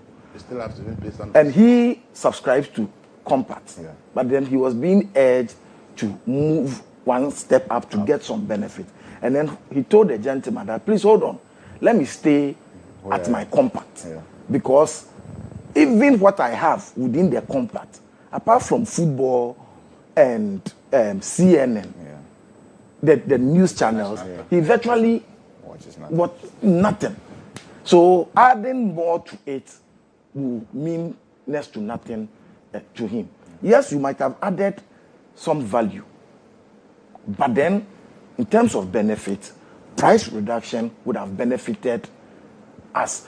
And so once your initial point was, I am going to fight for price reduction. I remember when DSTV sought to increase their prices. If price value addition was there, they could simply have said that, okay, we maintain the rate, but then if you are on family, we are going to take off certain channels, or we reduce the value of the station's content for you. And that would have, but once they decided that they will increase the price as against reducing the value, should tell you that they understand the economics of pricing. So you as a minister, don't come and tell me you are going to help me get price reduction only to give me so-called value addition. And when I question it, you tell me my level of comprehension is low and I will need the GES to do more to help my comprehension. It was below the belt. But like I said, he needs to check the way he goes about things, because he's now going up. And the higher you go, the more sober we expect you to become. Unfortunately, nobody can tell. Tomorrow, an opportunity may present itself where you may feel it is a golden opportunity you can take to become the highest, to take the highest when it comes to politics. And people will begin to make references to your past. And it becomes a whole issue. So he needs to check how he goes about his operations. As simple as that. Ivy. Well, so it's interesting what Cliff submitted. Because, to be honest with you, Sam George picked up this fight because it was a raging fight on social media. Right. And DSTV subscribers were overwhelmingly against the pricing mechanism. Rightfully so. Rightfully so. Because comparatively, we as Ghanaians have been shortchanged. And of course, so when the minister picked up the fight, he made it abundantly clear with evidence relative to how much Nigerians are paying, people in the Gambia are paying, and what have you. And there was argument about the tax regime and what have you. We went through all that and realized that still we're paying too much as a country. Now, I agree that subscribing to that particular channel is optional. But you see, when you are given public office to hold, you don't just serve the masses and the downtrodden. Okay. You serve everybody. So the Lamborghini mechanism, the East Legon executives, they are looking forward to Sam George to serve their interests. My grandmother at Esansi Bontefu is equally looking forward to Sam George to serve her interests. We cannot say that the interests of the villagers will be subservient to the interests of the East Legon executive club members, and vice versa, because he is expected to work in the interest of Ghanaians. So he picked up the fight. See, I look at it from this angle. We all know Sam George. He's abrasive, right? Sam George is abrasive. We all know that. He's a firebrand. We all know that. If we are telling him that, oh, now that he's occupied an office as a minister of state, he should tone down. I won't be fault anybody for offering such advice. But the issue about the crusade he launched, on this platform, we all said we were in favor of the crusade he had launched. many Ghanaians. In fact, Ipsos did a survey, 97% of DSTV subscribers, because the rhetoric had been that, oh, those who are hailing Sam George were not subscribers. They were those who go to the viewing center and pay 5 CD and watch EPL and what have you. But then Ipsos took it upon itself to survey subscribers. 97% of them said the prices should come down. So, legitimate fight, he win. I think DSTV has not been fair to St. George. And it got to the height where, after the minister had spoken to us from a room that they were seated in, they were at the presser, they went there. They could have told the minister that, hey, this was not what we agreed. They sat there. The minister addressed us and talked about the value addition. The minister then subsequently explained that, and that's where the price reduction argument comes in. Compact Plus is 570 cedis. 570 cedis, Compact Plus.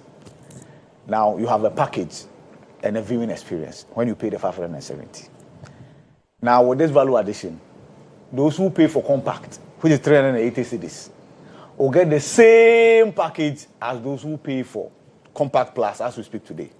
So if you decide, like your friend, who doesn't want any additional channel, he just has to move down one step and pay less, because he will have the same package as he's having on Compact. So that's where the minister explains that that's where the price reduction comes in. You are on Compact Plus. You're paying 570 cedis.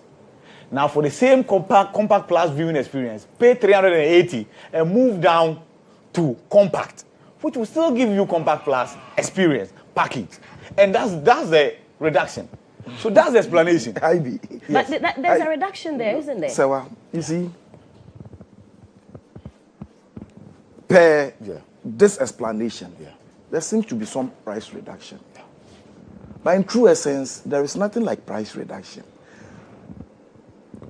All DSTV could have just done was, okay, Compact is Compact is 380 cedis. Compact Plus is 570. Right, 570. Yeah. So now Compact Plus per the whatever. Compact has now become so Compact Plus. If I'm on Compact, yes, and you pay, and I pay Compact, yes, now automatically you will enjoy Compact Plus packages. So what is the difficulty in announcing that reduction? The reduction.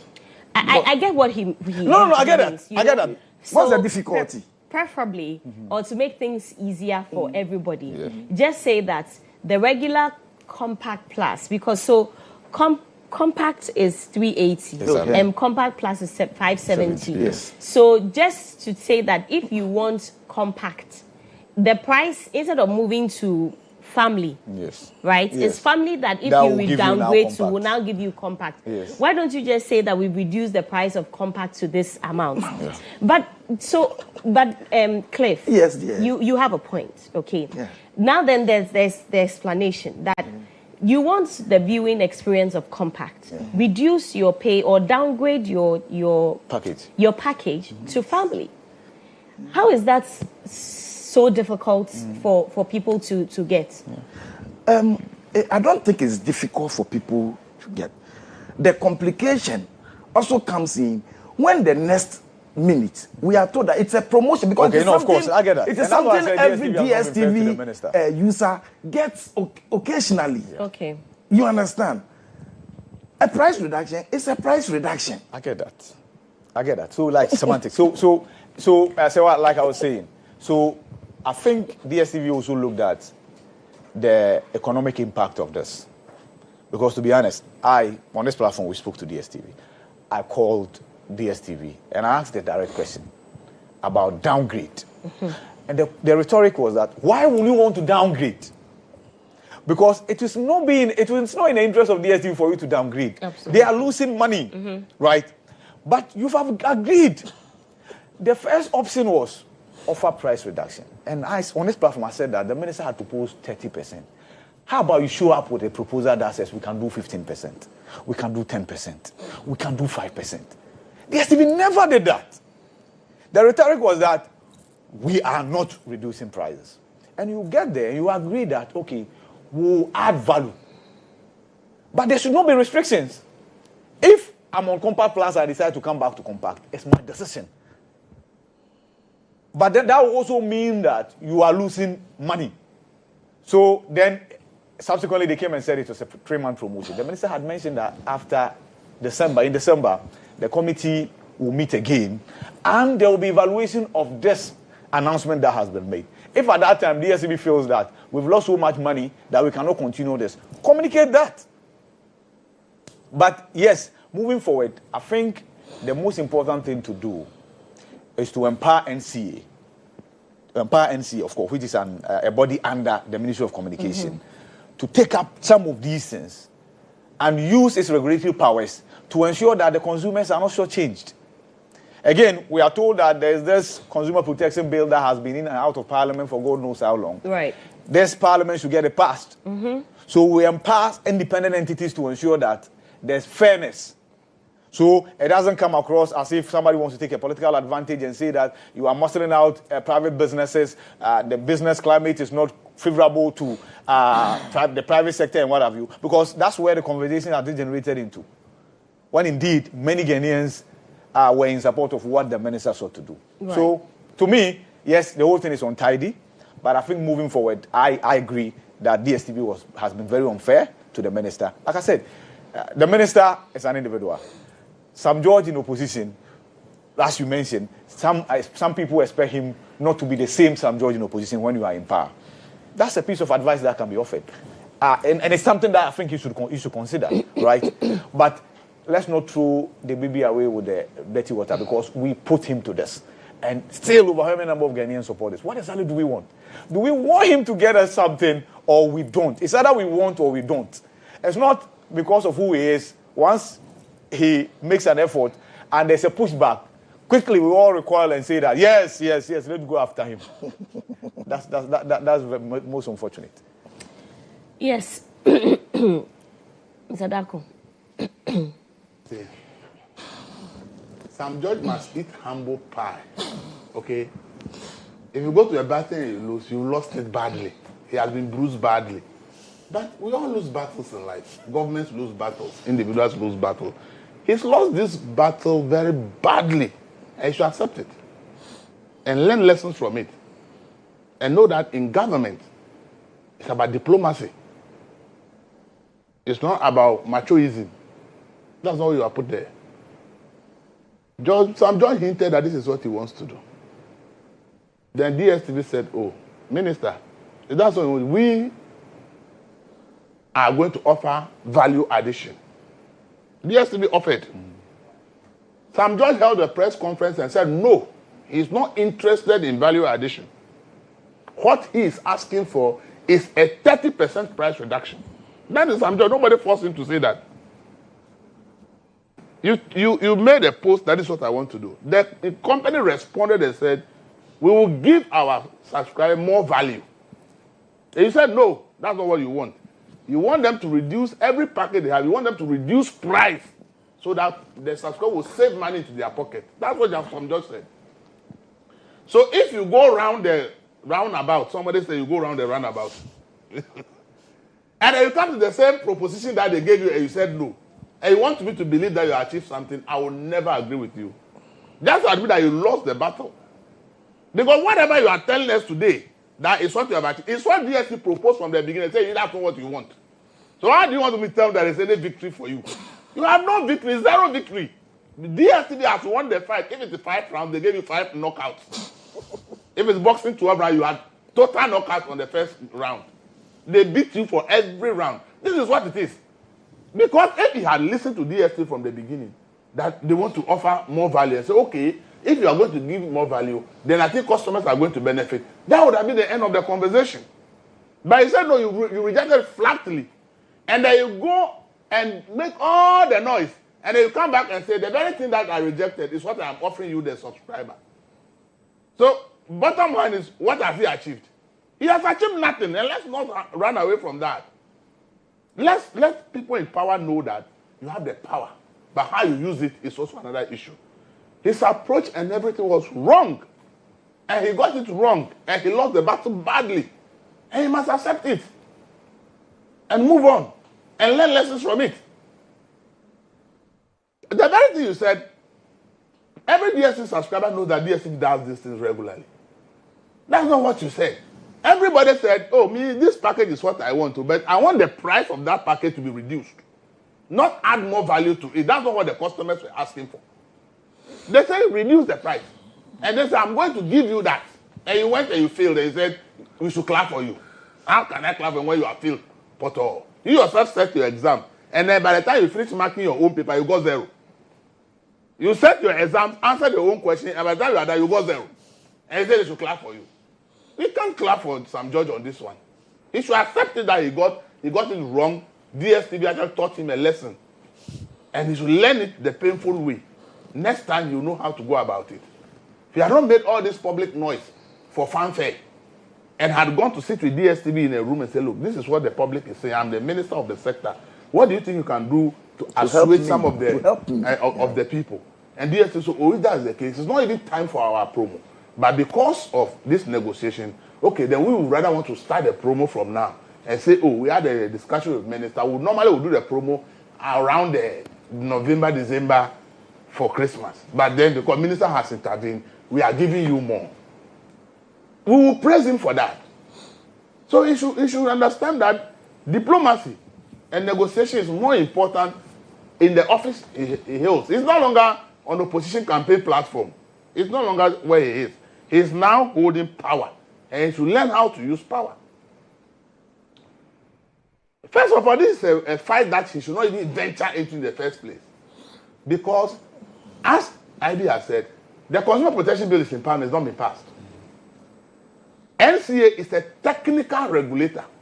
How does a technical regulator now want to regulate the commercial activities of a business? If you recognize that we don't have a regulator for commercial activities, tell the government that let's have a policy and set up a competitions commission. Okay? That is what you do. We think that maybe monopolies may not be giving our people the best. How to regulate monopolies is to have a competitions commission backed by law. Then the competition commission will use professional means of dealing with things like this. But at the moment, Ghana does not have a competitions commission.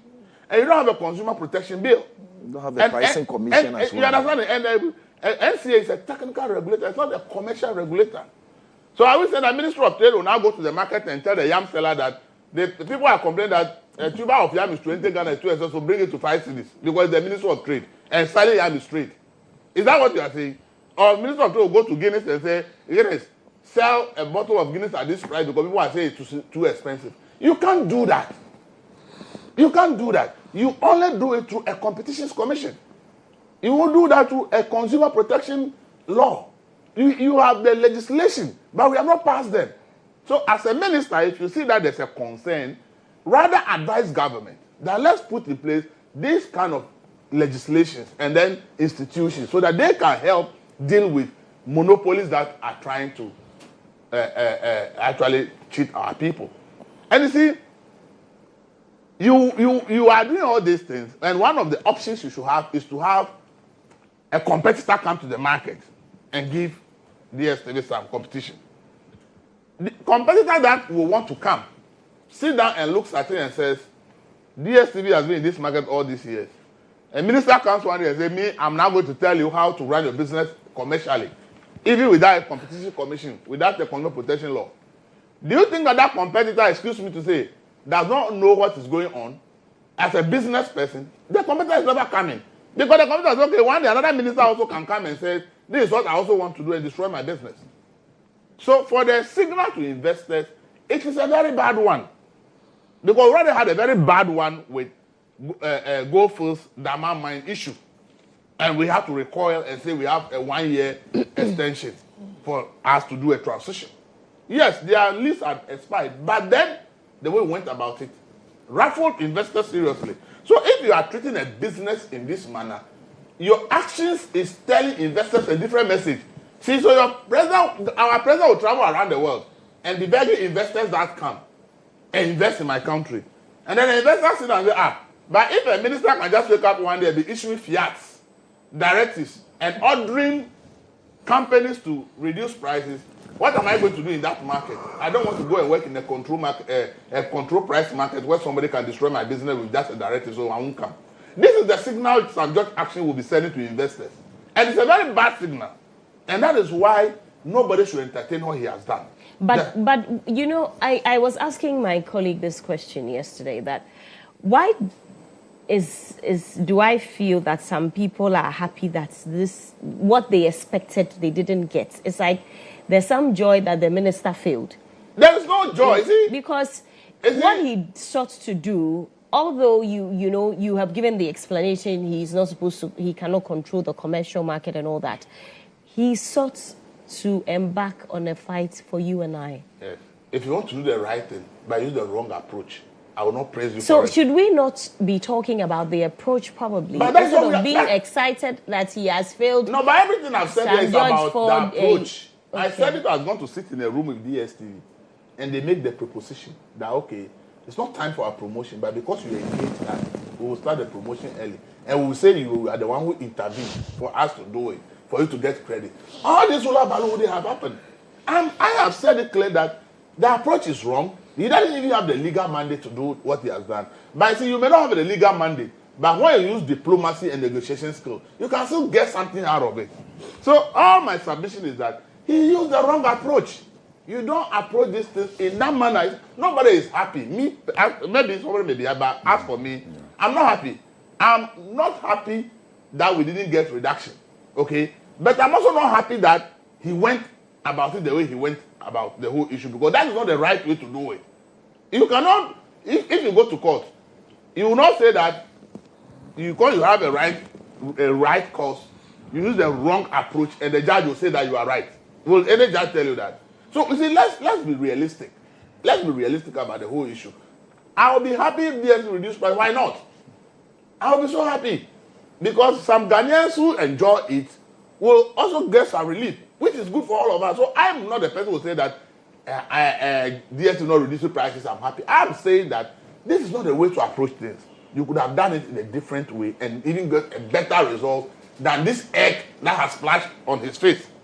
And you see, this is also an impression on the image of Ghana, because other countries are watching. DSTV has just been sold to Canal France. For how much? $2 billion. $2 billion business is not a small business. $2 billion. How many businesses in Ghana are worth $2 billion? So if you have a $2 billion that has a branch in your country, if you want to deal with them, try and understand that you are dealing with a very important organization.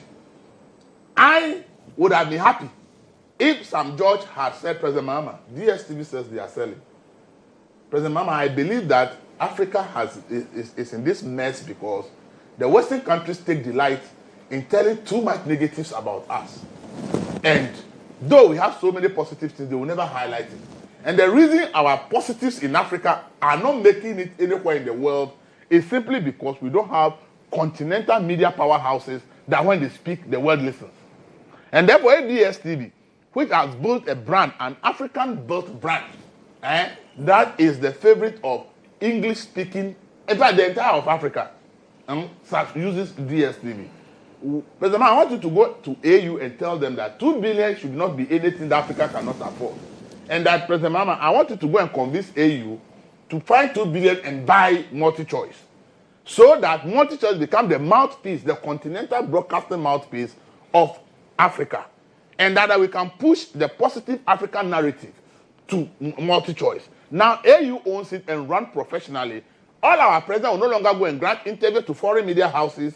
They put a slant on the story, and then we pick the same slanted stories and publish it, reinforcing the same negative narrative they want about us. But now our president and key people will now speak to MultiChoice, and the stories will carry the slant Africa also want to put on it, and if the Western countries want it, they should pick that.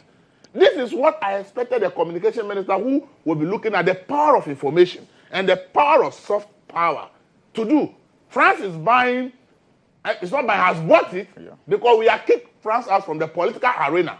In terms of natural resources, France has lost out. But they still understood that Africa is very important. So what do they want to do? They want to have soft power control in Africa. That is why they spent $2 billion, not a private company. Government of France has spent $2 billion to buy Canal, because then it becomes an avenue that they can push the French narrative through, even though we are kicking them out. Africa does not understand the power of mega media houses and how they shape the narratives about continents and countries.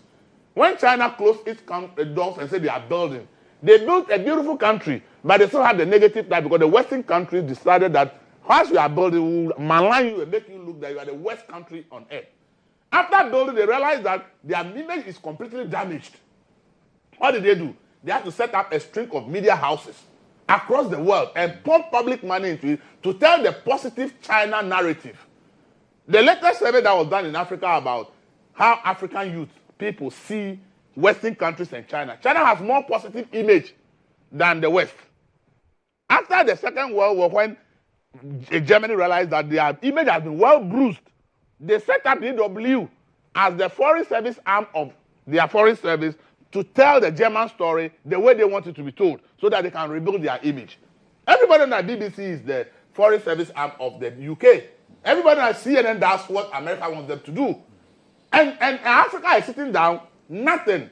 And then always the bigger media houses will be telling the negatives about us. So if we had bought multi-choice and converted it and said this is a voice and a brand that is known across the continent already, we've lacked this for a long time. And if Sam George had led President Mahama to say, if you can lead this fight and we get this, maybe every day there will be 10 minutes of news, maybe one news item from GHOne, one from somewhere else, one from that will be on that network for all of Africa and the whole world to know the positive things that are happening. And that is how people begin to look at it in a different light.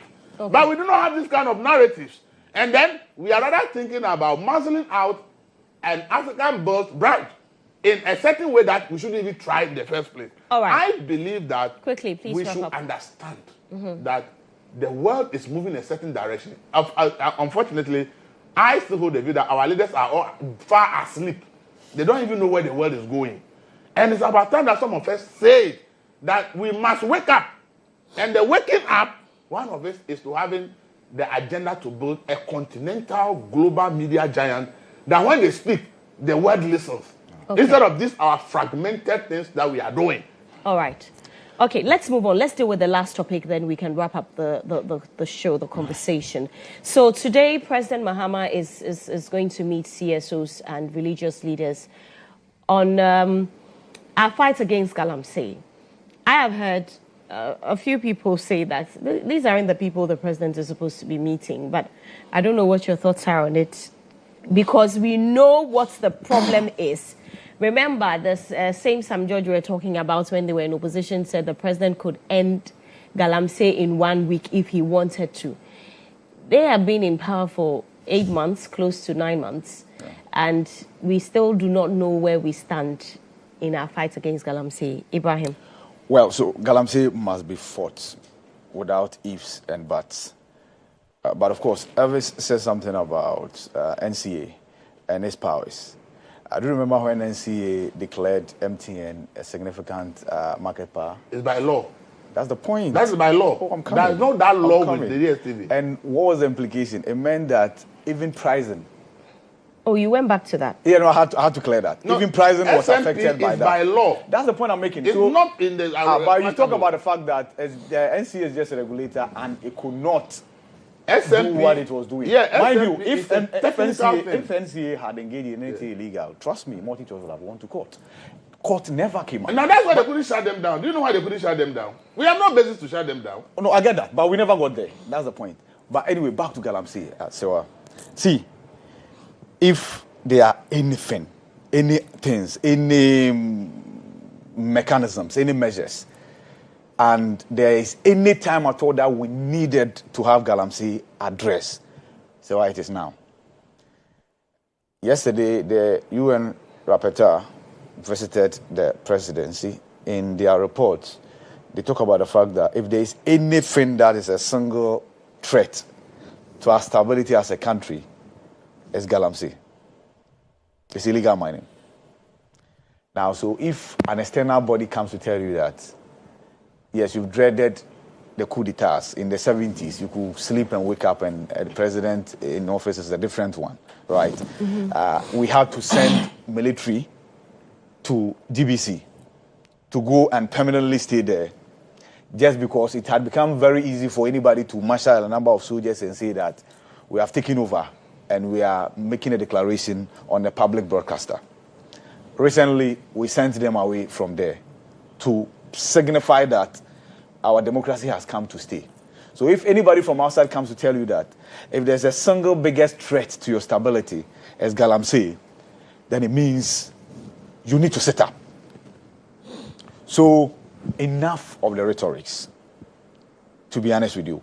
And I heard the minister talk about the fact that, indeed, enough of the rhetorics. And give command to members of NIMOS, just like the Galamsey task forces that were put together by President Akufo-Addo, right? To deal ruthlessly, and I'm quoting, deal ruthlessly with Galamseyers. Is that working? If you ask me here for evidence, I cannot get without evidence. Because evidence I want to see whether that's working is the color of the water. I've seen Ayensu. I've seen Ankobra. It doesn't look like water for me. I saw the minister in a boat on the River Ankobra. Mm-hmm.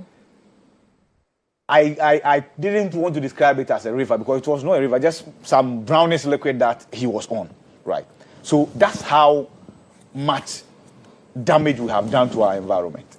Now, the government has declared forest reserves as security zones. They've declared water bodies as security zones. I'm yet to hear what that entails. And I'm not sure anybody here has been told what exactly it entails. Is it that anything that moves on these two locations will be shot? Is that the case?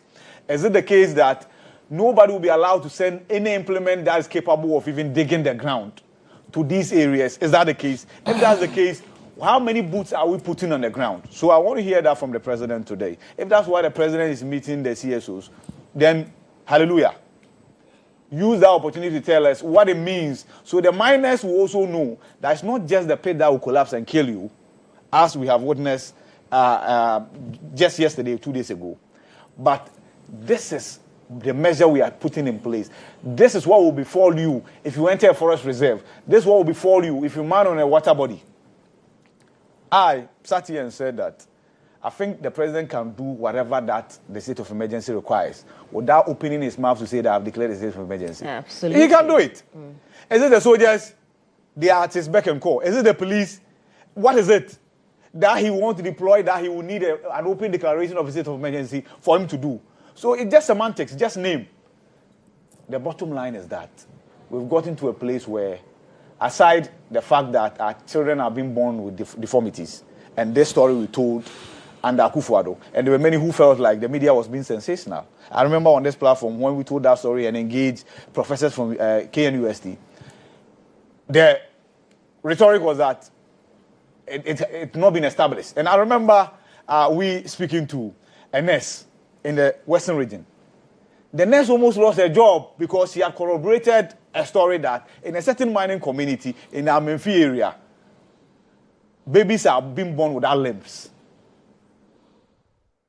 But then here we are now, it's corroborated that indeed, even kontomire, your favorite kontomire, you and I, our favorite kontomire that we use in eating ampesi, is contaminated, it's polluted.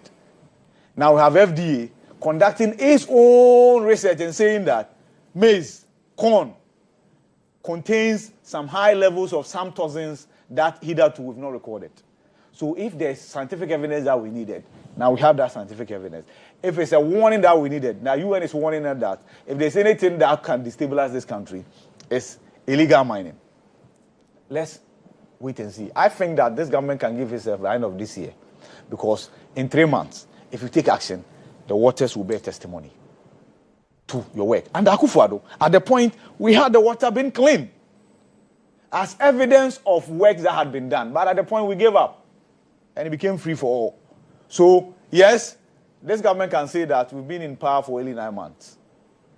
But there must be evidence of works being done in that regard. If that's what the president is going to tell us today, I don't really care who else is invited. They should invite virtually everybody, but they should tell us what's been done, and we should have evidence of what is being done. Okay. I'll give you the final word, Mr. Dako. Cliff.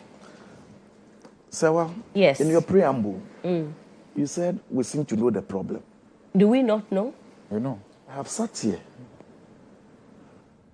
time without number, to re-echo the fact that if we actually know what the problem is, we would have found a solution to it long ago. Long ago, because understanding the problem in itself is a solution.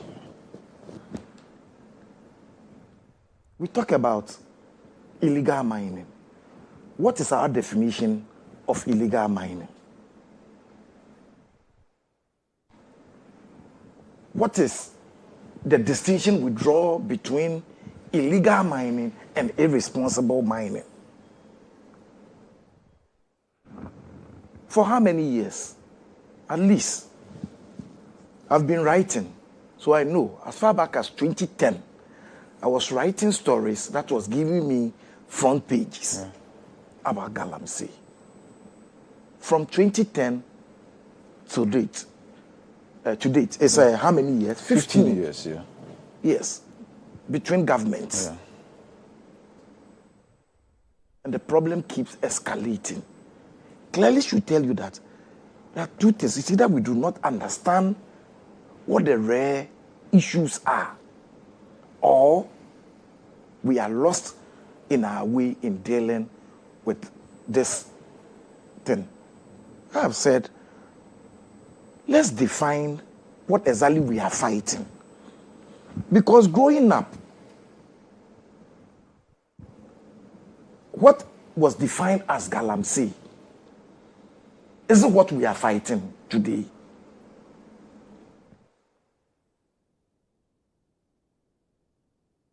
Small-scale miners, are they illegal miners or irresponsible miners? Because, yes, it's easy for you to say the president must deploy the military, The president will deploy the military. Illegal mining. So somebody who operates within an illegal means the person has not gone through an established legal regime to operate. A small-scale miner, we have a law that governs the operations of small-scale miners. What you need to do to be certified as a small-scale miner. Once you have acquired a license, there should be a regulator that deals with your operations as to whether you are following the steps in terms of responsible mining. You understand? We will come back here talking about this same issue again because there is politics. The desire to stay in power is there. The desire to take power. Our collective hypocrisy is in there. You understand? These CSOs that are going to meet the president today, can they be sincere to themselves and say, the venom, the heat, the coal we heaped on the previous administration, we have done same? Can they tell us what solutions have they proffered apart from the usual use the military, do this? Like the president said, so you use the military.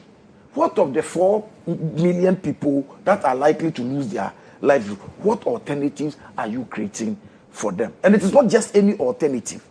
An alternative that may look similar to what they get from there. Why are people dying every now and then, and yet people are emboldened to continue to engage in that trade until we get the definition of the problem right? Get an understanding of what the problem is. How we deal with the various wings, like the octopus. We will chop one arm off, but the remaining 7 will do more harm than good. And so, yes, the president is meeting CSOs. From where I sit, I sincerely do not think president engaging CSOs is the solution. We will come back here talking about Galamsey because collectively we have failed to apply common sense in dealing with this issue. Mr. Dakum. This tea drinking party is evidence that we are not ready to fight Galamsey. Well, it's a tea drinking It's party. a tea drinking party they are going to. They will not be served tea. And there will be no amount of tea drinking party that will solve Galamsey. Because holding these tea drinking meetings is not the solution to Galamsey. So the fact that the president is calling a meeting is an admission that we are not willing to fight the thing. Nobody should convince that we don't know what the problem is. We know. I know we know the problem. But because of the powers that are in there, we are scared Then to you touch don't know them. Then you don't know the problem. We are scared.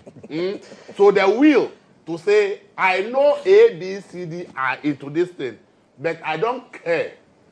This thing is threatening to wipe out the people of Ghana. So as commander-in-chief, I don't care who is involved.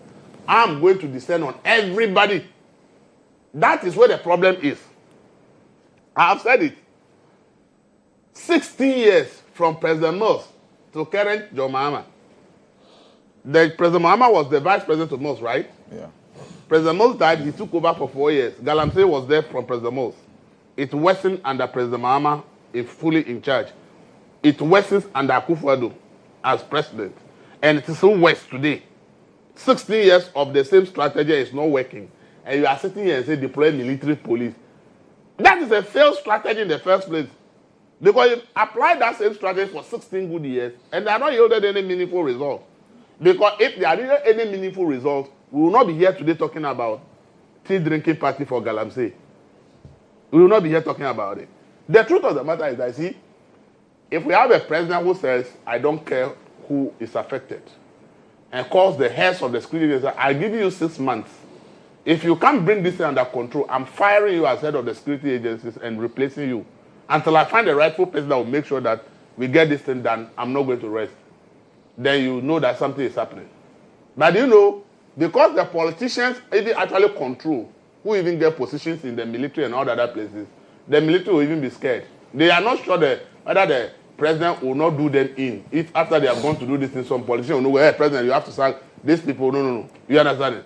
So that what I've said is that because we don't have the political will to do the brutal attack on Galamsey, this is what I've proposed. Stop all the task force. Stop every task force. Let everybody come and sit home, okay? All the fights we've done so far, I am sure each of them have some report. Put a team together that did not have any role in any of the Galamsey fight. Team of experts, okay? Let them review all the reports about the fight. Let's find out the negatives and the positives. Let them present their report. Take a team of independent researchers, okay? Let them go to all the Galamsey communities that they are only doing research. They want to talk to the people and find out from them, first of all, why are they doing Galamsey? What do they think can be done if we want to minimize the damaging impact of Galamsey, if we want to reduce it from the point of view of the people who are into the job? We have the professional point of view down, but I want to hear from the people into the job. Let them tell you why they are there, what they think can be done if we want to stop or minimize it. Do a comprehensive report from their point of view as well. Come and add it to the professional point of view that you have done, and the review of the fight that has failed, add it to it. And then that's why I was happy when President Obama said we want to look up to Australia. But I believe that we can't fly many people to Australia. I support that idea because I believe that other countries have succeeded somehow in the fight against illegal mining. And that if we can co-opt their experts and learn from their experiences, and we add it to the review of the field fight, whatever the review will be, if we add it to what the people who are into it will say and what they think we can do to stop it, and if we can bring expert opinion and we put this four together, we draft a new strategy of how to bring illegal mining under control. And then we apply that strategy for another 10 years and see what will come out of it. I believe that we will be doing ourselves a lot of good if we go this route. Because if for 16 years, the same strategy of deploying military and police, we are here, they say it's only a fool who keep doing the same thing and expect a different result. So for me, President Mahama should not be too much worried about all the pressure and the call. If he wants to achieve something, it's either he wants to go brutal, or if he doesn't want to go to brutal, he should take the things that I've said and work with it. And I believe that if you work with what I've said, probably the new strategy that will be fashioned out, okay, could be different. Because you could say, oh, I want you to do the mining. But now, before you do mining, the EPF will come and dig a borehole on your land so that you don't destroy the water. You create your own water pond, okay? So you dig your own reservoir. You have a borehole fitted with solar power. It will provide the water to wash whatever you are digging, and the water goes into a particular pond, okay? So that it doesn't flow into the river to go and pollute it. So I will let you do mining, but the only thing I'm preventing for now is how to protect the water bodies. Probably more people will now do more responsible mining. As Cliff has said, most of the time we call them legal small-scale mining. But the question is whether they are doing it responsibly is what we don't talk about, because we are not able to deploy the necessary inspectors to make sure that if you are legal small-scale miner, the license is not enough. It's about how you do your work. Most of those that we have given the license as legal, what they are doing, some of them are even worse than those who don't have any license. So probably a new approach to say, I'll give you the concession. You must have a borehole. It's your money that we are going to use to dig it. You must have a reservoir where you are washing, where the water will go to. We'll have inspectors around who will make sure that always we are doing the right thing to protect the water body. The gold is in the land. We have to dig it out. We can do it in a sustainable way. So if we are able to take some of these suggestions on board, it will help us. All this that I'm talking about, so many people have said aspects of it. So the tea drinking party today is not what is going to bring anything new. And so I don't see what the president is thinking about tea drinking party. He should rather forget about tea drinking party, put out that committee of people who have a lot of knowledge in mining, and do the suggestions and other suggestions that will help in that direction that people will bring. And let them do a work. Give them at least 3 months, okay, to do their work. And after 3 months, you come and brief the nation that this is what the team has done. This is what they found. This is the lessons we are learning from here. This is the new strategy fashioned out. This is the time to roll it out. Everybody should be ready to accept it. Then there will be a massive education campaign about the new thing to be done for the mining community to understand that this is the new direction. And I think that will get better results if we do it this way. By going to drink tea, one-day tea drinking party will not get us anywhere. All right. Thank you very much, gentlemen. Unfortunately, I have to end the conversation here. We have other conversations coming up on the show. Thank you. Ibrahim Al-Hassan is the head of current affairs at the EIB network here. Cliff Ekuful is chief reporter with the New Times Corporation, and Elvis Darko is the managing editor for the News Center newspaper. Thank you, gentlemen, for coming. Stay with us. After the break, there's more.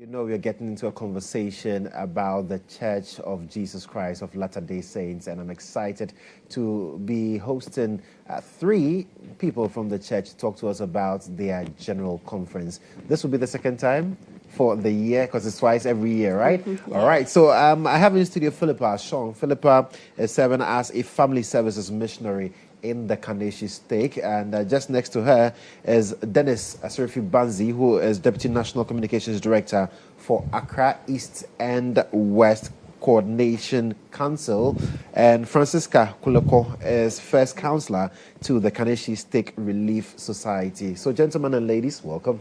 Thank you. I hope you're doing very well. Thank All right, so let me start with you, Francisca. How excited are you about the General Conference upcoming? I am very, very excited about it. It's something that I always look forward to twice a year. And I don't just look forward to it, I prepare for it. I prepare spiritually and I prepare physically. So the spiritual preparation usually would take me to read a few things about some of the prophets that we are going to listen to.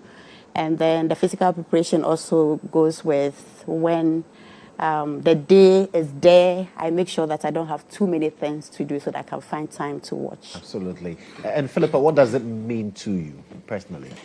To watch the General Conference is very amazing for me because I get to hear from prophets and leaders from all around the world who share inspiring messages with us to uplift our lives and to help us know how to receive personal revelation for ourselves. So I'm very happy. And I'm sure that Dennis is also excited about it. He cannot wait for it. But Dennis, talk to me. Why does the church organize these conferences twice a year? Like, really?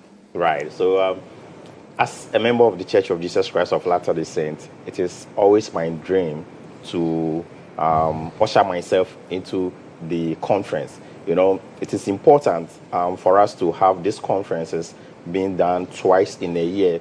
That is the period that we have the opportunity to listen to God's prophets and apostles who come and speak to us. You know, in the book of Amos, when God said that he will speak through his servant, that's the prophet.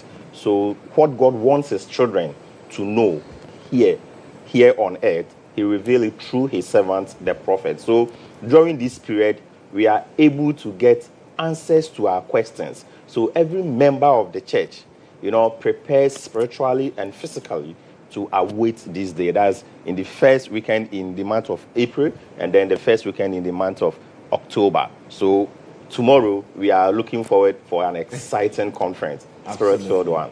And is it limited to members of the church alone? No. The Church of Jesus Christ of Latter-day Saints is not limited to only its members. You know, we open our doors to non-members, other religious leaders. Me as a person, my landlord is a Muslim, all right? So I have extended an invitation to him that tomorrow I have asked him he will come to my room, or he can be in his room, because it will be on GHOne television and then also on Metro TV. So he can watch. I will watch with my friends and my family. After that, then we have a discussion. I know definitely he will be asking me some few questions, even though I have invited him to some of our state conferences before. So he's now a friend of the church. Right. So it is not only limited to members of the church. It is extended to everybody. And now I'm giving you a personal invitation tomorrow to join us to watch the conference. I know your testimony will be very strong. Can I say something? Yes. So I wanted to add to it that it is extended to everybody. Okay. It is not just to members of the church.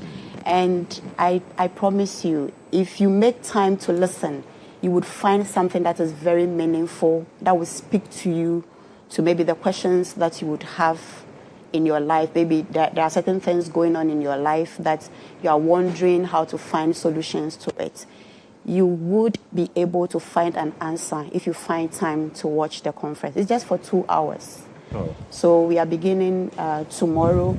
Tomorrow it will be aired from 4 to 6, and then Sunday we'll continue with it. So it's going to be a very exciting day for us this weekend, and we are looking forward to it. I'm excited that it's not limited to members of the church alone, because it's going to be on national television as well. Yeah. But then, Philippa, what should people expect? They should expect to hear from prophets and apostles who will bear their testimonies as special witnesses of Jesus Christ. So they should expect to get answers to their prayers, as my colleague said, and to get inspiration as to how to continue with their lives. Dennis, you mentioned that it's starting tomorrow. Walk me through the dates, the time, so that some of us who are also friends of the church can also get to be a part of the General Conference. Right. So tomorrow, 4 p.m. to 6 p.m., we will have the opportunity to watch the Saturday morning session. All right. So tomorrow, that's Saturday, we have only one session. And then the following day, that's the Sunday, the 5th of October, we will have 3 sessions. All right. Starting from 10 a.m. to 12 p.m. That will give us the Saturday afternoon session. Okay. And then from there, then we'll be able to watch, I think, 4 p.m. To 6 p.m. Also, Yes. we watch the Sunday morning session. Okay. All right. That's where, we will have the opportunity to listen to God's apostles and then prophets to come and speak to us. I had so much fun in last April's conference, Right. where the Sunday session, Elder Christopher H. came from the Quorum of the 70. The topic of his talk was harden not your heart. And this was a talk that has inspired me right from April to date. I learned so much from it, and I've been able to share it with my friends, my colleagues, and my family. And I'm expecting to also get so many answers to the questions that are bothering my heart now from this conference that we are expecting tomorrow. So it's starting from tomorrow, and the times, for those of you who missed it, I will put the flyer up on the screen so that you can have a proper appreciation of the time that you can watch on GH1 television and on other stations as well. So Saturday, we have the morning session, live broadcast, and from 4 p.m. to 6 p.m. live on GH1 TV, also on Metro TV as well. Then on the 5th of October, that's the Sunday, we'll have a rebroadcast of what ensued on Saturday from 10 a.m. to 12 p.m. Then there's the music and spoken word session. I wanted to talk about that. Talk to me about it. Yes, I actually wanted to talk about the music and the spoken word. Right. Basically, it's about music. Okay, we are going to have a choir sing to us, and it is the Tabernacle Choir that is going to sing to us, and they sing very inspiring hymns and songs. So we should look forward to that too. I think it's going to be from 3:30 thereabout. I've forgotten the time that is going to end, but it's from 3:30. So it's somewhere in between the morning session and then the evening session. Absolutely. And Philippa, talk to me about your personal experience with general conferences. For which reason the rest of the world should make it a point to join the Church of Jesus Christ of Latter-day Saints from tomorrow? Okay, so for me personally, I look forward to watching the general conference because, during times in my life when I'm faced with physical and emotional challenges, I always listen to these general conferences, and they give me comfort, they give me hope, they give me peace to be able to face these challenges very well. So if that's doing that for me, you can imagine what it will do for you. So come and join us, and then let's have a good time watching the general conference this weekend. And so Dennis shared his personal experience about harden not your heart. I don't know why that has stuck with me. But what is your experience as well with the general conference? Yes, I have had several experiences with general conference, but there's one notable one that I haven't forgotten. I think that happened just this past, or maybe 2023 thereabouts. Right. It was a talk given by our prophets, and it's about peacemakers needed. That talk at general conference was a bummer. It was like a turning point to a lot of us. In my office where I work, definitely if you are working in a human institution, you'll be rubbing against each other. There'll be contention, there'll be misunderstanding and things like that. But right after that conference, we have it over the weekend. So the Monday when we went to work, everybody was talking about general conference and it diffused the tension in the office because we've been inspired. We have listened to our prophets and our apostles. We have listened to our priesthood leaders, and they have spoken to us about the need to be one. about the need to work together. Absolutely. So we felt really inspired, and it helped us alter our lives towards that. So with this experience, I trust that it's going to help us. Okay. If we make time to listen to it and then to watch. Absolutely. Dennis, I'll give you the final word on this in terms of getting people to also rally behind and also letting people know exactly where they can watch it. I know it's going to be live on GHOne television as well, but are there other avenues people can also use in watching this general conference? Okay, so the church has made it possible for each and everyone to have access to this broadcast.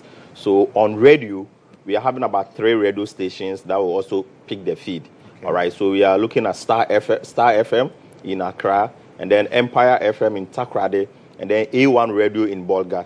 So you see the reach. Yes, and then across all our social media platforms, and then also on DSTV channels, and then also GoTV. We also have it on there that people can also watch it. And some people who may not have access to radio nor TV may also watch it on YouTube, churchofjesuschrist.org, and then also BYU TV. So the church has made it possible that everybody can have access to it, all right? Irrespective of wherever you may find yourself, you surely have access to this broadcast. Right. And we don't want to exempt anybody. We want all and sundry to take part of this year's general conference. Right. Because the talks that will be given by these apostles and leaders of the church are so inspiring that it will go a long way to change your life. And me as a person, as I said earlier on, I have started inculcating this into my children, that when conference is coming, we prepare every needful thing. Because I know they are kids, they may worry, so I have a popcorn around that I'll bring them. Okay, so if you keep mute, I'll give you this. Yeah. And then you take your pen and paper. In April, my girl who is 9 years old, I gave her a challenge that take your notepad and your pen, write everything that you hear, all right? And after that, you share it with me. And when you go to school, you can also share it with your friends. And she did that. Wow. All right, and I was so fulfilled as a father that I was able to do this. So tomorrow, that's exactly what we are going to do. Absolutely. And I know with all my heart that this is the Church of Jesus Christ. You know, God himself established this church, you know, and he loves us. We are all his children. And he wants us to know what he's about to tell us. Because we are now living in this last dispensation. A lot is happening. A lot is happening. And it will not end until he comes. So what he wants us to hear is what we will hear tomorrow. Absolutely. So we are inviting all, whether you are a member of the church, you are not a member, you are a Buddhist, you are a Muslim, we are inviting all. We are inviting all and sundry to take part. Okay. And especially the spoken word and the music. Yeah. I want you to enjoy some of our hymns. And you will love it. You will love some of our hymns. Yeah, really I know you're a lover of music. How do you know that? Yeah. You're seeing things. Okay, so I know I wanted to give the final word, but you see, I'm ladies biased because I have 4 girls. Sure. So, Philippa, your final words. I would like to say that come and join us this weekend. Watch the general conference. Feel inspired to live your life in a different way. And if you have questions about the church, you can visit the church on their website, churchofjesuschrist.org, or come onto christ.org. Or you can walk into any of the branches of the wards. They are welcoming everyone to come and learn. And your churches are really nice. Yes. Okay. Francisca, you have the last word. Thank you very much. I was just thinking about how to really come out when my colleagues have finished, and I have lost my words. However, I believe that we are members of the Church of Jesus Christ of Latter-day Saints. The church has been established by Heavenly Father and His Son, Jesus Christ. And General Conference has a special way of touching our lives. It has a very special way of teaching us. We have prophets, seers, and revelators, and we are inviting everybody to come and listen to them. They are going to teach us about Jesus Christ. They are going to teach us about love, how to find hope in life, how to find joy, even amidst the turmoil that we go through. There are so many difficulties that we go through now in life. How do we find the hope Where do we find the hope from? It is through Jesus Christ. And it is this conference that provides us that opportunity to do that. And this happens twice every year. And I feel very happy anytime General Conference is approaching because I know I'm going to learn so much from it. And twice a year, I have the opportunity to be able to be taught. In April, I get the opportunity to be taught to guide my life through the rest of the 6 months. And then I get another opportunity again to be taught. So please, join us. You will not regret watching the General Conference with us. I remember the last conference that we had, I told my children to listen to the name of Jesus Christ so that they can record how many times the name of Jesus Christ was mentioned. Within 2 hours, they were able to write over 100 times that the name of Jesus Christ was mentioned. I was amazed. I was amazed. I was happy I asked them to do that. So, right. Look, I trust that if you join us, your life will never be the same. Absolutely. You will not go empty-handed. You will feel fulfilled. You will find something, you will find an answer to something that has been bothering you for a very long time. Be it marriage, be it work, be it, regular relationships that we have. So please come and join us. Very well. So that's it. And it's beginning tomorrow. You can't afford to miss it. You don't have to pay anything to watch. Just tune into GHOne television and get to watch the General Conference of the Church of Jesus Christ of Latter-day Saints. And so thank you so much, Francisca Kulako. She is first counselor to the Kaneshi Stake Relief Society. We also have Philippa Shong, who is serving as a family services missionary in the Kaneshi Stake. And Dennis Asrifi Banzi, who is Deputy National Communications Director for Accra East and West Coordination Council of the Church of Jesus Christ of Latter-day Saints. The General Conference starts tomorrow here on GHOne television. You cannot afford to miss it. You can go on their website to get further details, to read about the church and get to know more about the upcoming General Conference. But ladies and gentlemen, thank you so much for coming, and we'll definitely join you tomorrow. You have a wonderful day. All right, so this is still GH Today here on GHOne television. We've got more interviews right after this break. Stay with us.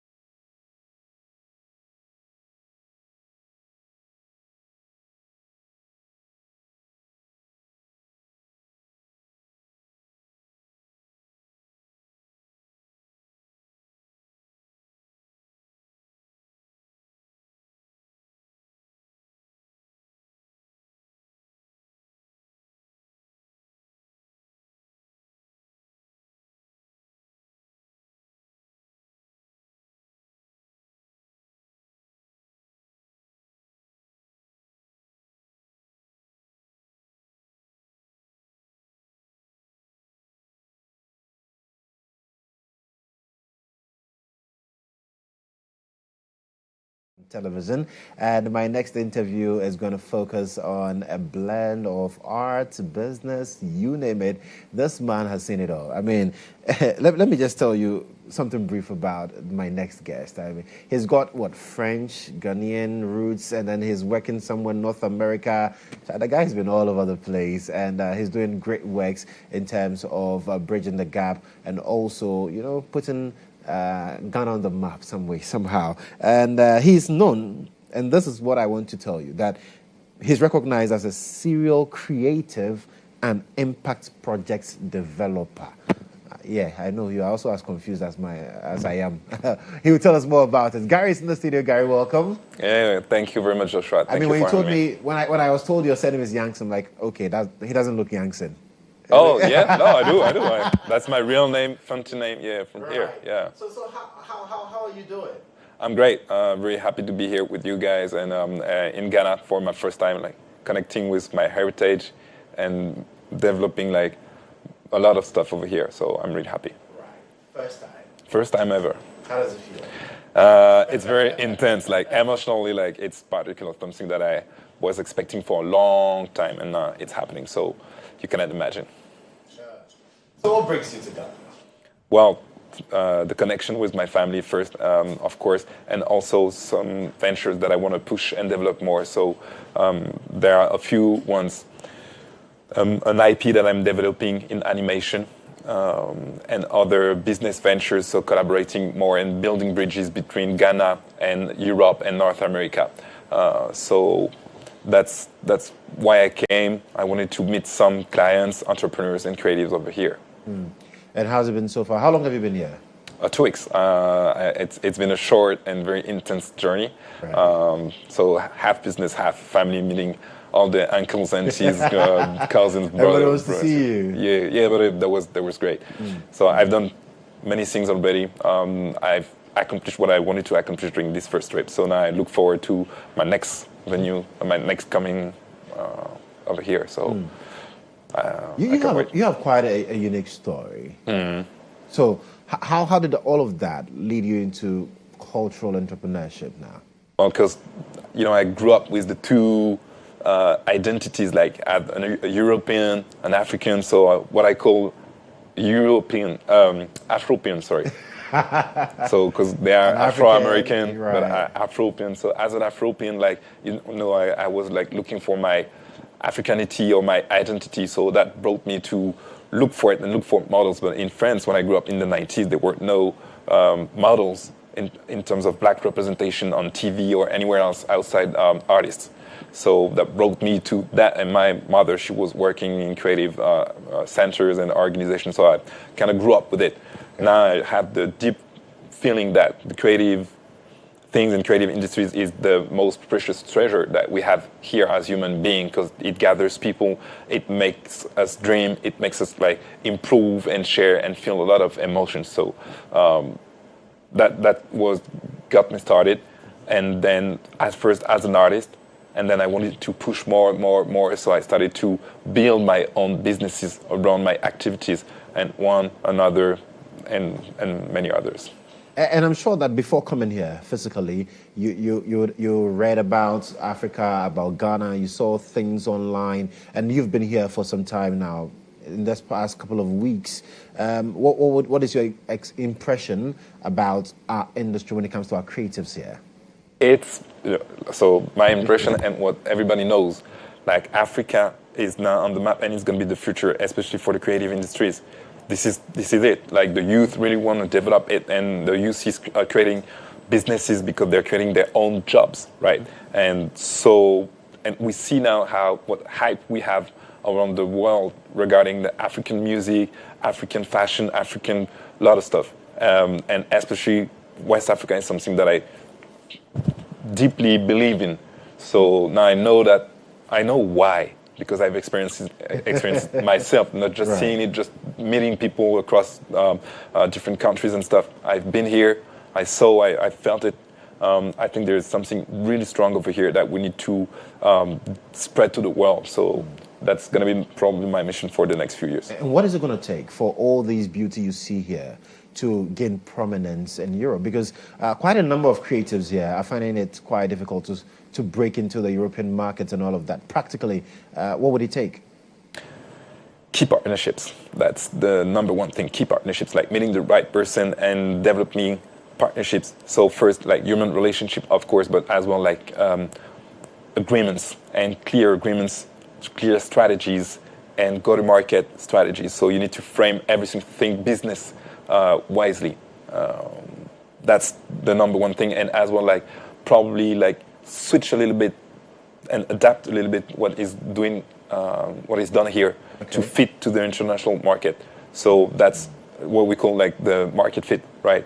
So if you go to China, you're going to change some stuff, like just in terms of advertising, probably like the way people consume music, movies, or whatever, and same for North America. So this little difference, little effort, and key partnerships, I think this is what people need over here to get there, and I'm going to do my best so this is happening. Yeah. But earlier you mentioned that you've been writing. How long have you been writing?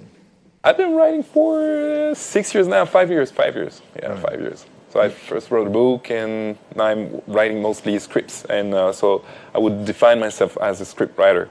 Right. But you've authored a book. Talk to me about your book. About the book? Yeah. Yeah, so the book was published in France, the first version. I have now an English version ready. And I'm looking for a Ghanaian publisher to spread it over here, by the way.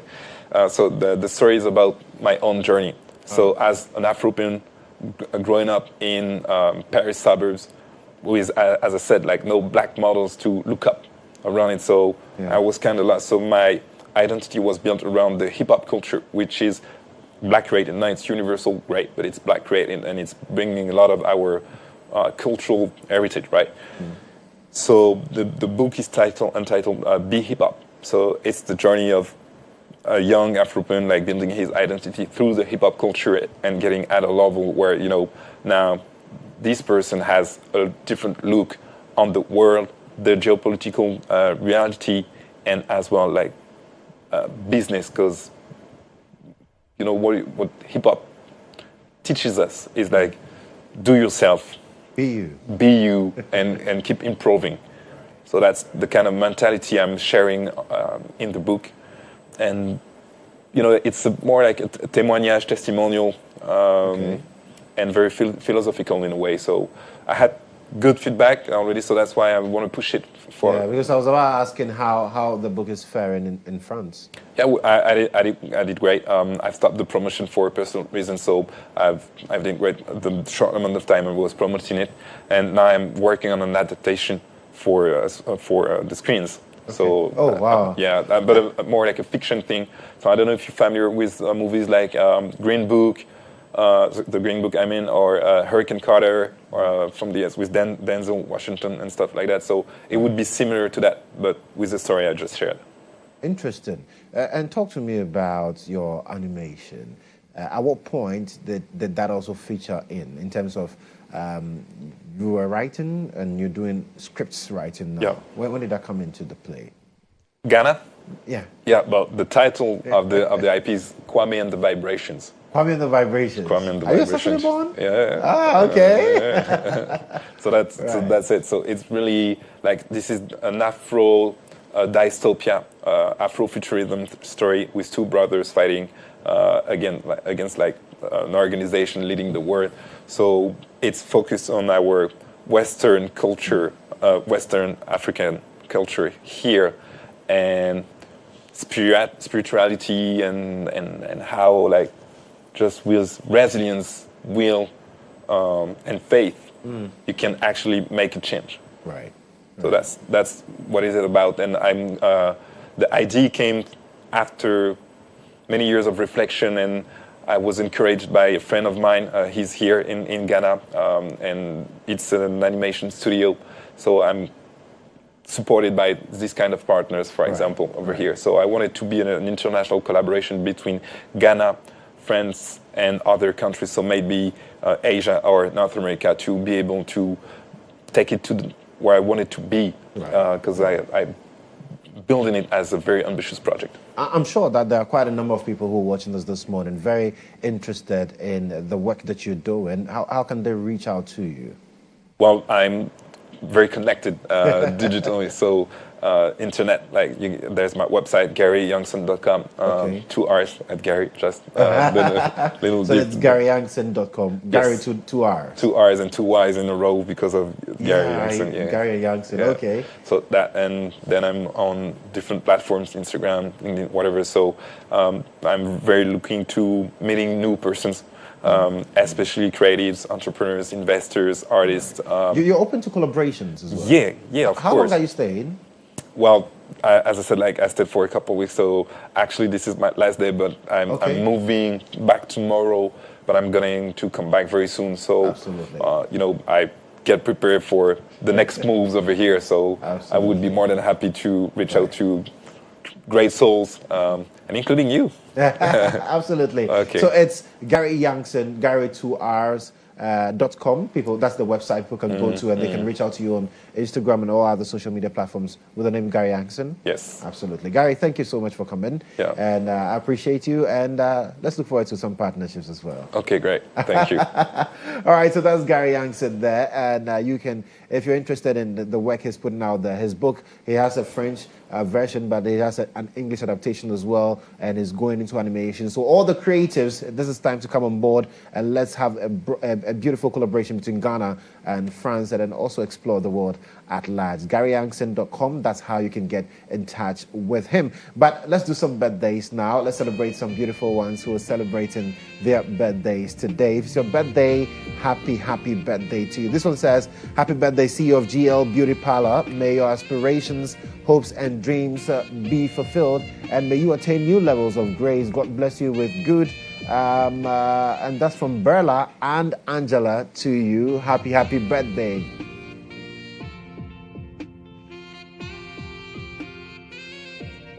For a minute, I thought it was me. Happy birthday, Philip Okwe. May this new year bring you genuine peace, inner joy, and good health. May the good Lord continue to strengthen you to remain the pillar of your family and the kind of father your children will be proud to emulate. Keep winning and thriving in all your endeavors. It's only up from here, and it's from Robin to you. Philip Okwe, do have a wonderful birthday. Wishing that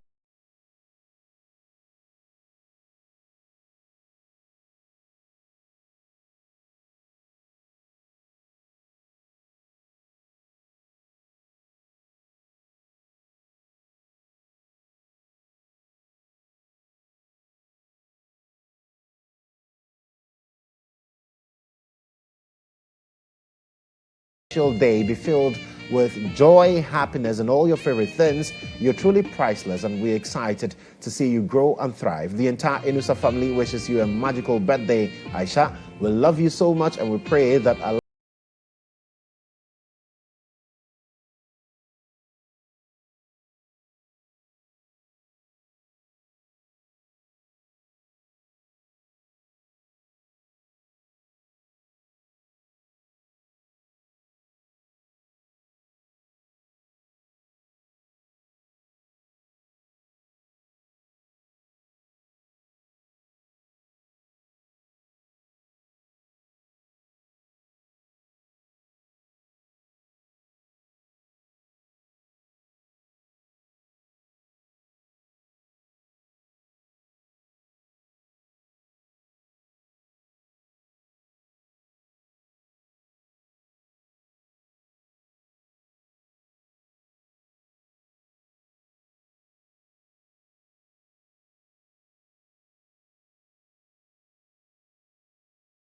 Bobi, Queen of Bankwe in Ho, we are thankful for your love, your kindness, and inspiring leadership.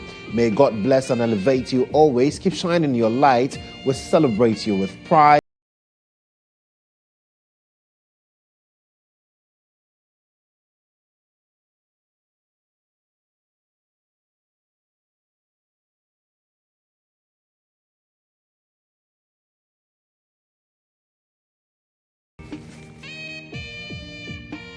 So more birthdays this morning. Happy birthday, Mrs. Henrietta.